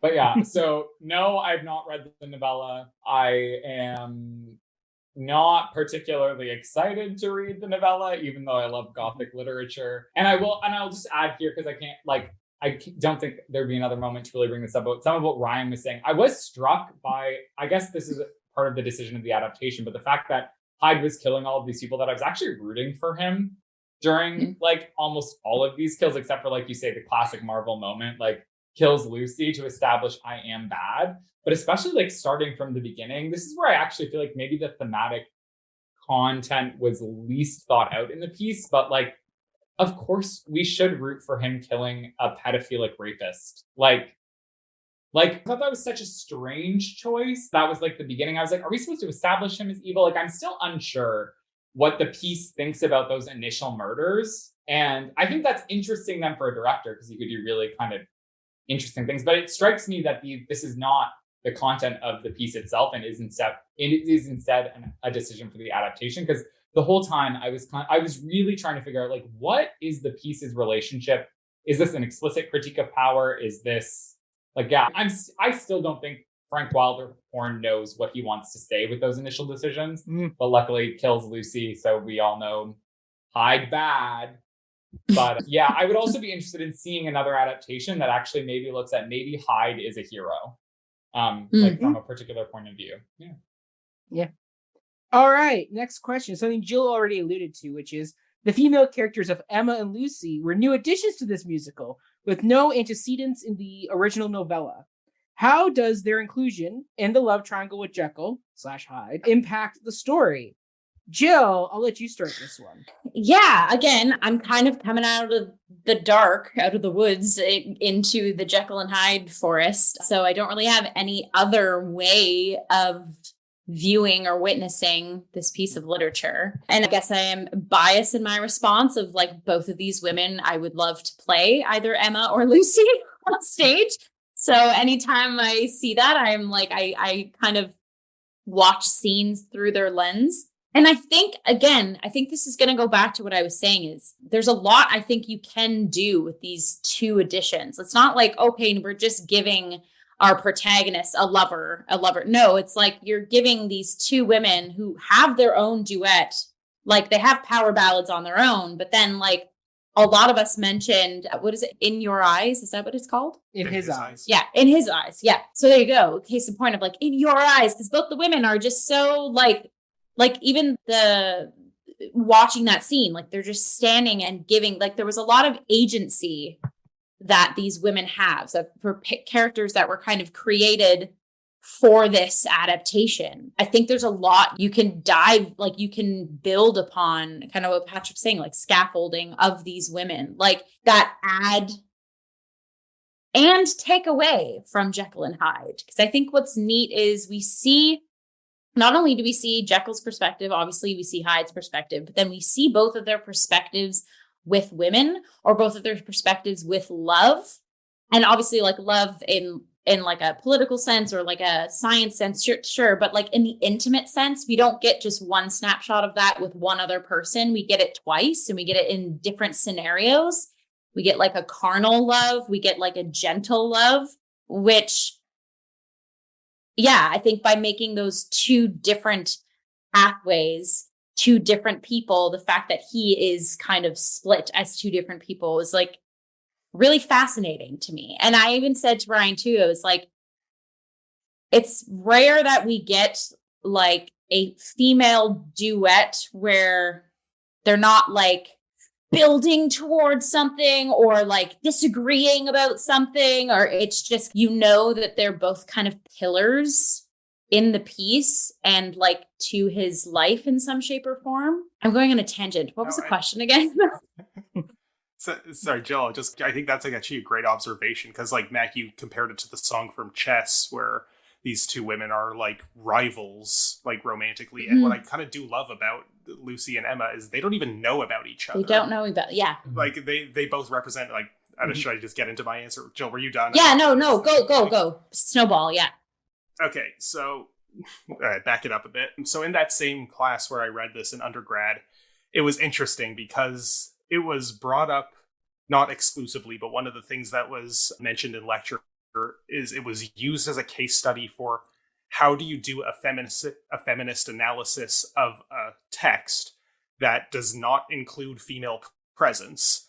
Because like it's very obvious how you can do a feminist analysis of something that's explicitly feminist and has characters who enact feminist action or activism in some way, or some sort of, you know, you're not getting an A+ for doing a feminist analysis of A Doll's House because, okay, there's, you know, it's pretty laid out for you. But there isn't these interesting female characters. So, you know, the professor kind of drew our attention to, as far as I can find, the only female character to actually speak in this is the maid, who shows up for 2 seconds in the original novella. Witnesses the murder.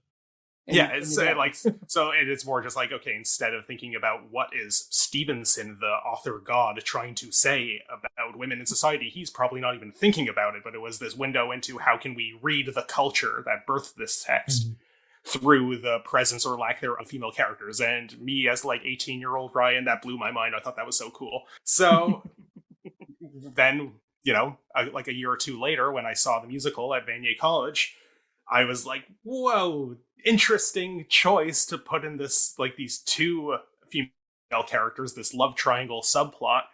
Love square, I guess, is weird because there's 2 of him, which we'll get into more in a second, but like, not that either of them are pining for Hyde. But yeah, I thought it's like, okay, it seemed to me like interesting that it's not just the maid and we're not being invited to read the absence of women as something meaningful. They're like, okay, it's the 90s. We're going to have women in this thing. In fact, we're going to have 2 women to, I guess, overcorrect. And they will each represent the 2 sides of him that he, just like there's the Jekyll and the Hyde, there is the good lover and the bad lover. And what I kind of felt was a missed opportunity there is neither one of them is the bad lover. Like, I felt like we were trying to have a girlfriend for Jekyll and a girlfriend for Hyde. But Lucy is, it's the, sex worker with a heart of gold stereotype or stock character here, but there's nothing bad or morally compromised about her. Just her social station makes people see her that way. So I feel like the real missed opportunity here is Emma, who is this kind of paragon of social virtue, the perfect daughter to marry, this scientist who all the earls and dukes and whatever are like, you should be marrying me because I am richer than he is. Like, I would have liked to see her have a dark side to show that there is this flipping of the script. Yeah. And unfortunately, she doesn't. She is just this, take me as I am. But, like, there's nothing for him to, like, he's obsessed with his work, and that's the only obstacle to their relationship. But I would have liked to see that, like, oh yes, in the outside she is this perfect socialite, but on the inside she's depraved, and that would actually be the Hyde girlfriend, whereas you thought it was going to be the opposite. Don't you feel silly for your prejudice? Ryan, I love your pitch. If only they had done that. Yeah, like, still, again, nothing I say negates my love for what they did, but I remember having that thought because it was just in such close proximity to me being introduced to feminist literary analysis with this text. So, yeah. Also, just to subtly add to that, it's just one like statement is now that we're kind of unpacking the women, like just tipping the hat to Gothic queen that is Mary Shelley. Like, this genre wouldn't even have been here without her. So I kind of like that with this adaptation. Like, there's not one, but there's 2 women, and almost like think of like if Jekyll and Hyde is like this tent, they're like the opposite pegs holding down kind of what's going on, because anytime he spirals as like Hyde, or like grapples with his guilt with Jekyll when he's so far gone, he still has these women kind of, there's like, those are his tether points kind of in scenes. So I just find that's interesting that it's this male packed text, but like, let's all remember Gothic genre, Mary Shelley, Frankenstein. Just Patrick.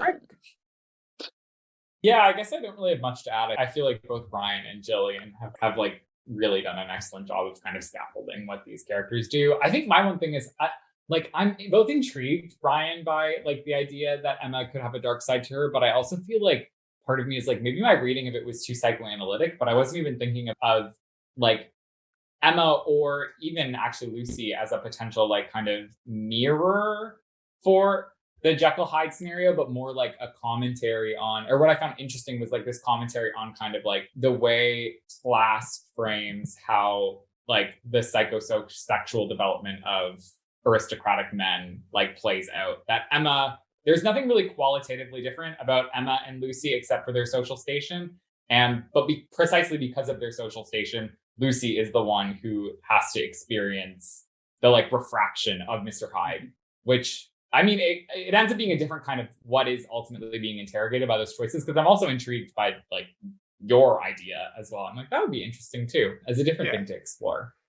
Because I just feel like, if the proposal being made that's justifying this fake science is that everybody has a good side and a bad side, and we must learn to suppress a character like, well, both of these characters very much, they are just purely good. So they are kind of challenging our notion that, like, because I do think there is merit to, yes, we all have, dark sides and urges and impulses that society does suppress, and that may be for good reason in certain cases. But I think we could have had more thorough interrogation of this idea of the duality of the human soul if we didn't have these kind of very altruistic 2 female characters. And because you're absolutely right, it's like simply because of her like socioeconomic standing that Lucy is seen as the bad one when there's nothing qualitatively bad about her. I could kind of at least understand if she seems bad because of her line of work and then is revealed to be good. Emma is the one I want to see more inversion of because she seems positive, but that is hiding more of an underbelly. Yeah, I'd want to see both those tracks. Like if I ever directed a musical, a version of this, I would want to see like, what is it? Yeah. What is it like? If we start some scenes where Lucy is perceived, like maybe it's what she's wearing is a little bit more conservative, but like her actions are more liberal.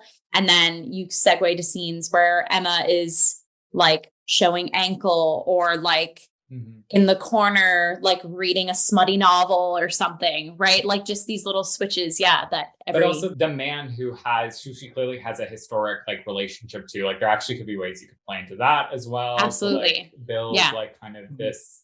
Yeah. I don't know. Yeah. There's interesting things you could do there for sure. Yeah. Andrew? You're going to make me follow all that? Yeah. Don't worry. I got notes too, so I'll be following them too.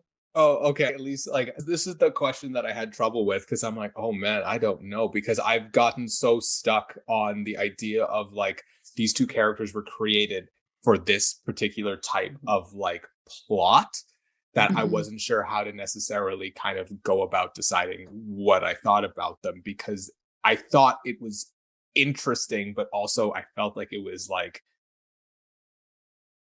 I just kind of felt like it was potentially not, and this could be wrong, not a well thought out piece. They were just like, wouldn't it be interesting if we had this like other character that we can kind of link with Hyde and see that kind of duality? And I'm like, okay, but I mean, I would have also liked to see just one of the female characters interact with Hyde as well as Jekyll and see how that might have worked out and how like the Emma character would have taken the immoral side of the person that she's come to love, and then see if Emma actually like, oh, I kind of dig that because he's not whatever the hell that I'm supposed to appreciate.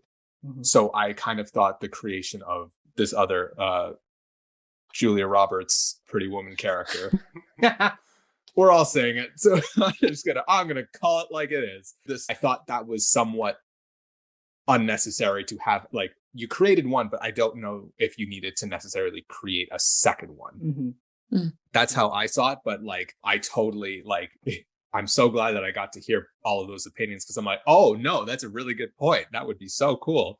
And now I think I'll have to watch it again after we close this conversation so that I can kind of go, oh yeah, no, I see this, I see that. Especially the idea of what if the Lucy character was more, not pure, that's the wrong word, but like more to like the stereotypical standards of what a Victorian society was supposed to look like, and Emma strayed from that a little bit. So that's going to be a thought I have in my mind as I watch this in the future. So thank you for that. And yeah. Yeah. All right. So I'm going to preface all my notes here by saying I have no problem with Emma and Lucy's inclusion. What I do have a problem with is the book writers underdeveloping these characters. And by underdeveloping them, as I said before, they fell back on generic character tropes instead of actually giving them a little bit more meat for the actresses to chew on. Like the Emma being a little bit more risque than what she appears. Lucy doing something more Lucy than just she is a prostitute with the heart of gold. Something more there. And that's the problem, is they added them in, which I don't have a problem with. If you're going to be changing the story, then go for it. Just they didn't do enough with them to make me go, oh, okay, this is actually warranting your presence in my story, you know? And like I either would have just had, say, choose one character, as Andrew said, and just go deep into that one character, or do both, but you got to give them more to do than just what they were doing. And I mean, it's in a simple fixes too. So for example, some script doctoring here, like one of the notes I have is you can make it a little bit more interesting where have Jekyll be wanting to slum it in the East End, and he has a previous relationship with Lucy, and he creates the serum because he's afraid he's going to cheat on Emma. That right there builds a little bit more backstory, a little more connection between these three characters, and gives a little bit more than just Jekyll gets taken out to a bachelor party by Utterson, and oh, surprise, he finds the one really good prostitute in the bar that has that has the heart of gold that's going to help him, you know? Like they needed to do something more with them than just what they were given. Just wasn't enough. And it's too bad, because the actresses who sang this piece are wonderful. There's been many great singers who have done this work, including Carolee Carmello, who's on Broadway right now. There's a whole bunch of great actors who have played these parts. It's just they're not given enough. They're just another version of Eponine and Cosette is basically what they are. Hot take, have Jekyll bring Emma with him to Slum on the East Side and have her have a whole sexual awakening. I mean, that totally happened. I mean, the Victorians were very sexually charged people. They were quite dirty people. Oh, yeah. They were sexually repressed, but they were quite dirty if you read the literature and the stuff about them. And it's just too bad that the writers didn't do enough with these characters. And even like Robert Louis Stevenson, who wrote the book, who also wrote Treasure Island, seemed to really not like female characters. Because in Treasure Island, you got what's his name's mom in the beginning of the story, and then she comes back at the very end. In this, you have the maid. So like clearly Stevenson there was not a big fan of female characters. He just didn't know how to write them. So he oftentimes left them out of his stories and made them like a boys novel. So I'm all for the writers doing something different. It's just, you gotta do more than just generic character plopping them into the story. They deserve to be more than what they were given. Those actresses did a lot with what they had, but those characters could have been so much more developed and interesting. It's just, they kind of just went, love triangle. Yay. Big power duet ballads. Go. It's like, okay, all right, you did it.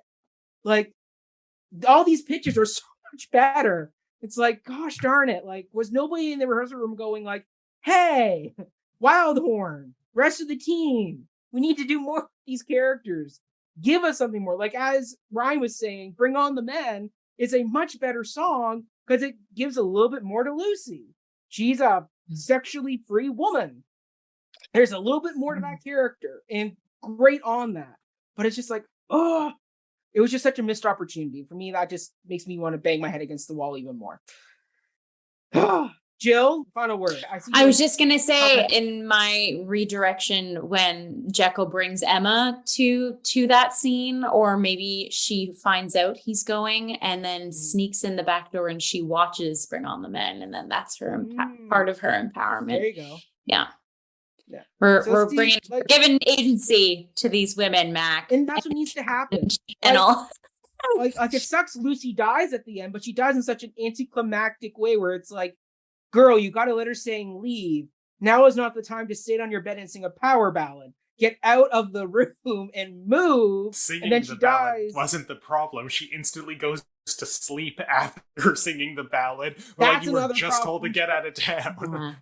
Exactly. And it's like, oh, like at least have her like going toward the door with her bag and Jekyll or Hyde catches her in the door. Something more to give them more agency than just sing on the bed, go to sleep. I think if this show was done today in 2022, like when was this first shot again? 2001, you were saying, Matt? 2001.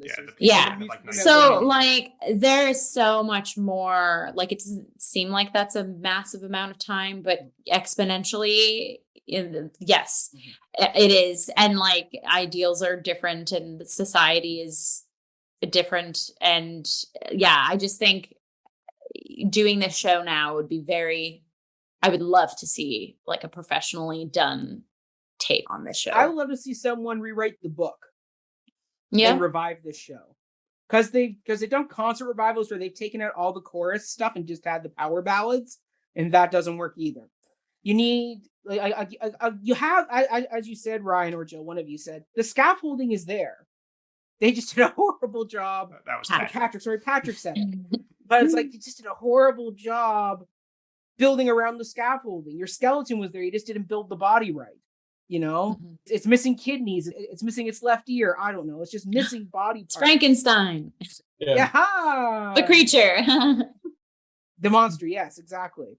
So, all right, let's go into the last question though.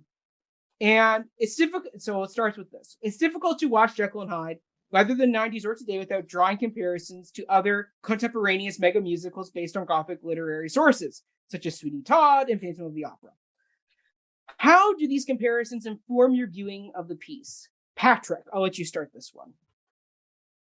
Yeah, I don't know. I'm not one to like there's lots of different ways to do Gothic, right? So I'm rarely one to like see Jekyll and Hyde and be like, oh, but Sweeney Todd exists, or oh, but Phantom exists. Like that's not kind of the maneuver that I make. But I will say, precisely because Frank Wildhorn did Dracula the musical, I did find that hangs over Jekyll and Hyde for me, and I can't remember which one came first. It might actually be Jekyll and Hyde, but I have a soft spot for Dracula, which is awful, but so great. And so there were actually moments where like just even like musically it was really similar.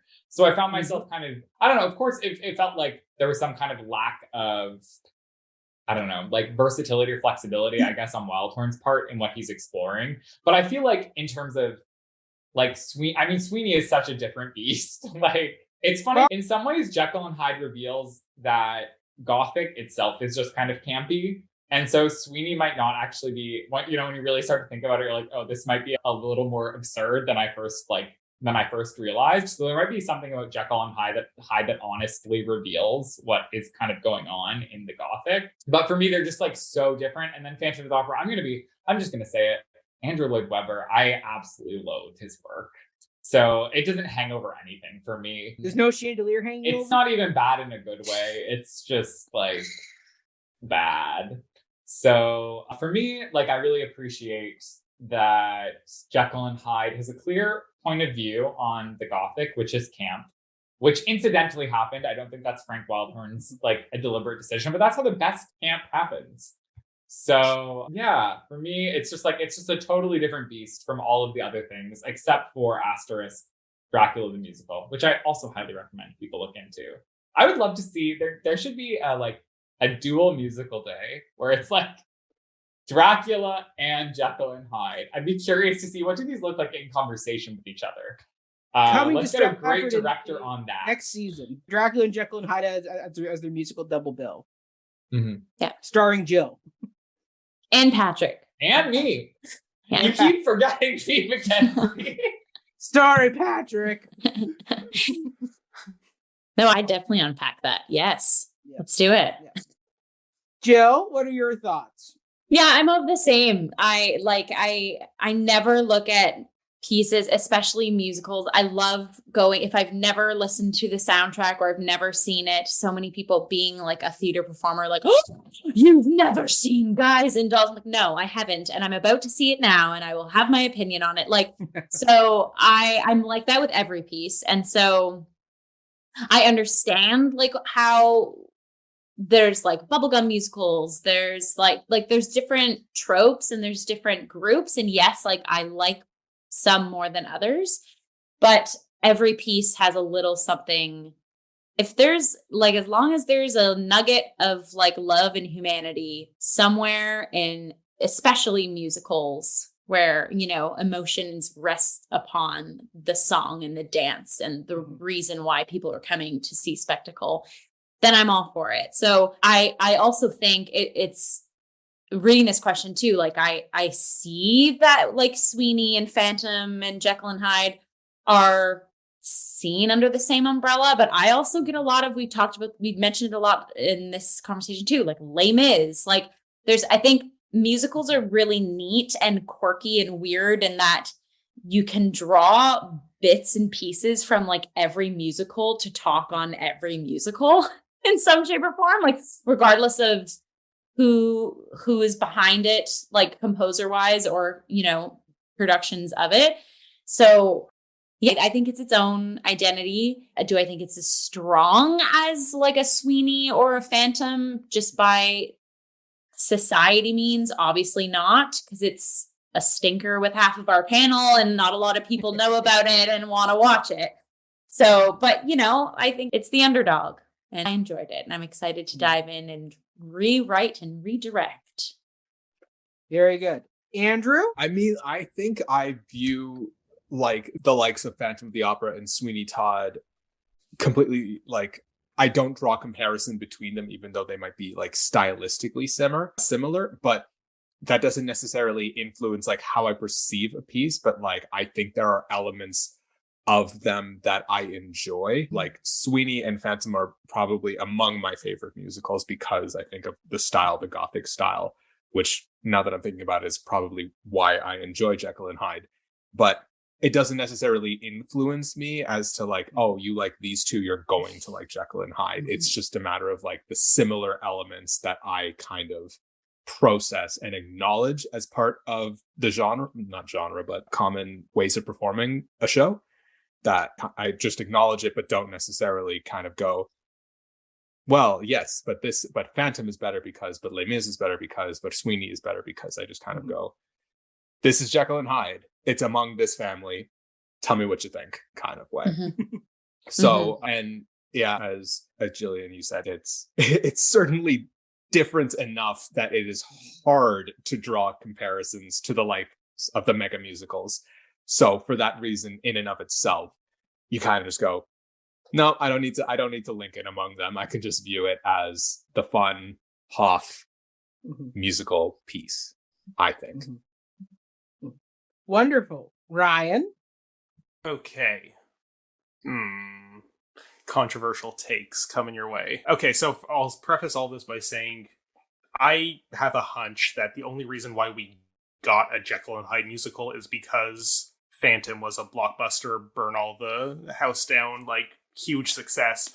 And, you know, a bunch of producers are like, how do we make that lightning strike twice? So let's, you know, maybe Victorian literature is the secret. Here, well, what do we got? Gothic specifically. Is there a guy with a mask? Well, not in a traditional sense, but he has a façade. Perfect. Get that in there. So, like, I've never been a big fan of Phantom myself. Granted, I've never seen it, like, a live stage version of it. I hated the Joel Schumacher movie. And I know that is, like, notoriously a bad film adaptation of a musical, but it hasn't made me want to spend Broadway or Mervish dollars to see, like, an actual production of it. That is my comparison there. So even though I'm thankful to Phantom of the Opera for making Jekyll and Hyde exist, you know, that's not a comparison that I will personally draw because it's not one that I have any particular love for. Sweeney Todd is an interesting comparison because, as Mac, you pointed out, like the Façade and Murder, that is just like the Ballad of Sweeney Todd, and we have kind of a lot of the similar musical tropes and types. I feel like I've partially voiced this controversial opinion before on an episode or two, but I'm not a big Sondheim fan. Here's the thing. Here's the thing. I recognize that Sondheim was R.I.P. We lost him about a year ago. That a very talented, very brilliant songwriter, lyricist, musical, everything.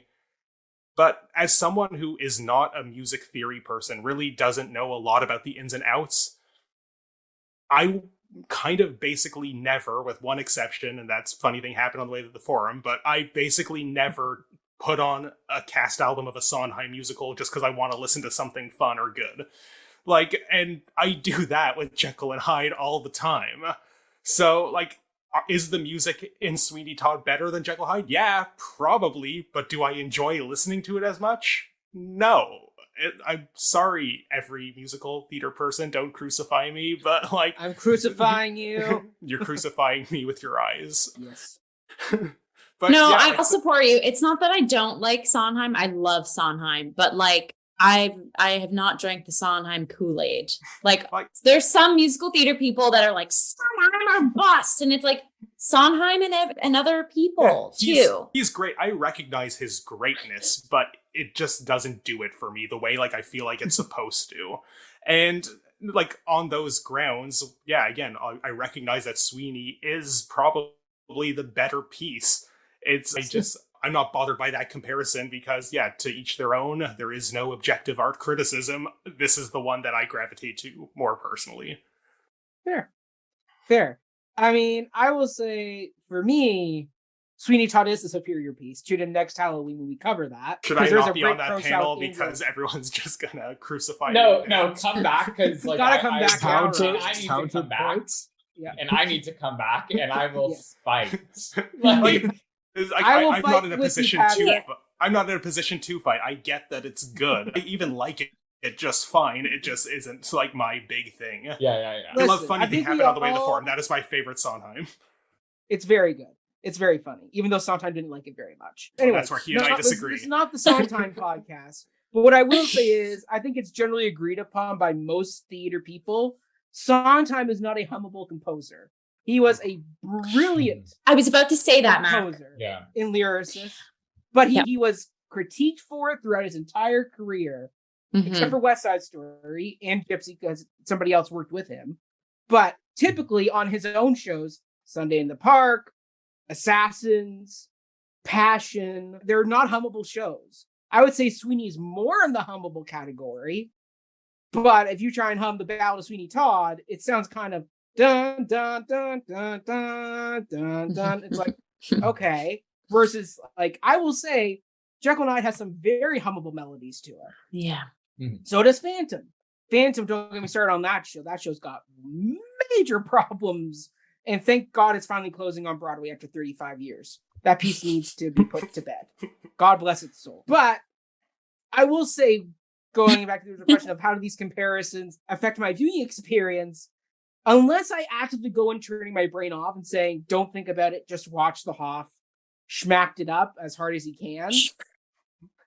In the back of my head, I'm always going to be thinking of, okay, Façade, you're the lesser version of the Ballad of Sweeney Todd. In his eyes, the alternative version of I Know Him So Well from Chess.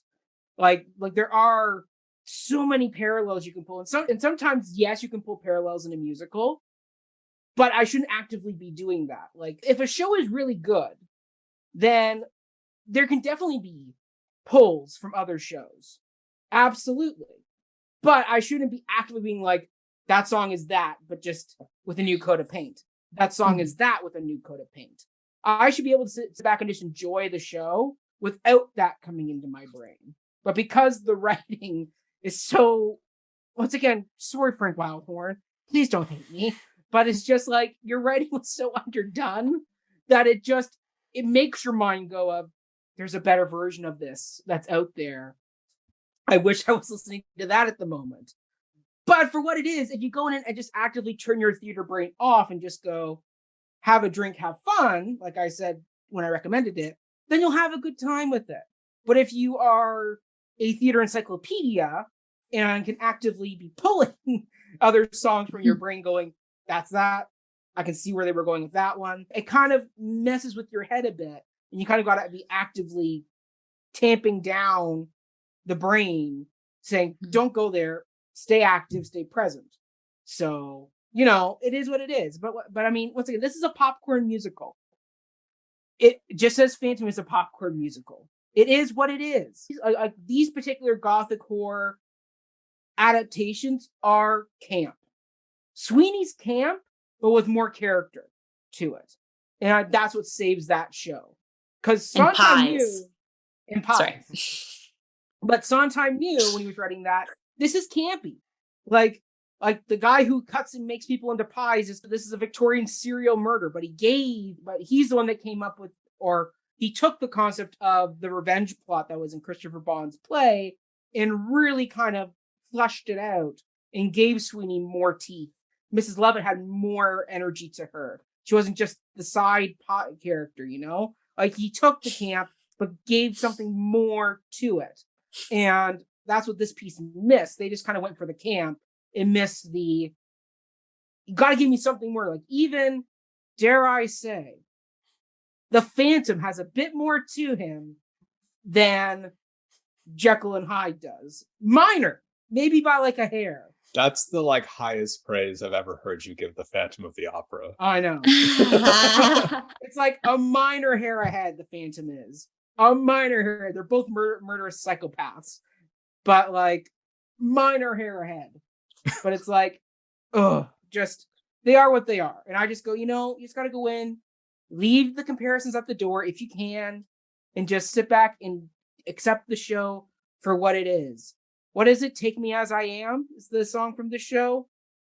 That's this musical in a nutshell. Take it, Patrick, as it is. You had a really interesting facial expression when Mac said the Phantom and Jekyll and Hyde. Can you tell us what your brain was thinking right there? I mean, I'm just hate Jekyll and Hyde. Yes, it's terrible. I agree. But I feel like you're just grabbing at straws there to be and this insult. The Phantom has one motivation. Christine sings pretty, so I kill people. What? Dr. Jekyll and Mr. Hyde have way more motivations. Like, I'm like, I don't even like to do cross-cultural like analysis, but I'm like, come on. Oh, we got to do a Jekyll and Hyde Phantom of the Opera Smackdown, and I need to be there. Hey, coming soon to you, the newest show on the Cup debates. Who's got more to them? Mac has created like 4 different tendrils of the Cup just in this one episode alone. Can we just say, for any of our auditory learners, I am thoroughly enjoying Andrew's gestures to everybody's comments on this whole panel. Have been brilliant. Yes. Like, treat yourself to the YouTube version of this episode if you're just listening, because Andrew is laying it down, all of that He's subtly laying it down. He has more subtlety in him. It's so good. It's so good. You need anytime I'm laughing, it's because I'm watching it. Yeah, you need closed captioning for Andrew's reactions. 100%. I don't have a poker face. So good. I love it. Okay, and that is it, everybody. We've gone for over 2 hours on this sucker. Oh, it's a long one, but this piece gives a lot to chew on, surprisingly.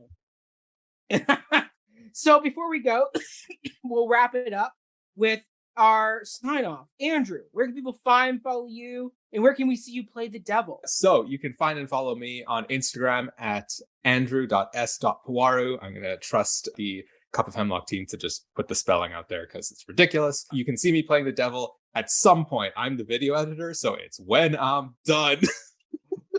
I will let you know, and it will be on Instagram. Beautiful. Patrick, I mean, I gotta say, you got the Jeff Goldblum look going today. It's very stylish. What is the Jeff Goldblum look? You're for sure it's unbuttoned, like he in Jurassic Park when he gets injured. Ryan got the reference. I know my Jurassic Park. Yeah.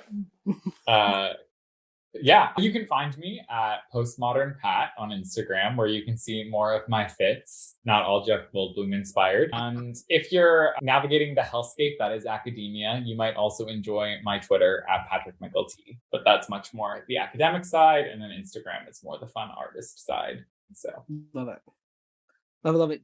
Jill, where can people find and follow you? And can we see a cover of Good and Evil coming from you sometime in the future?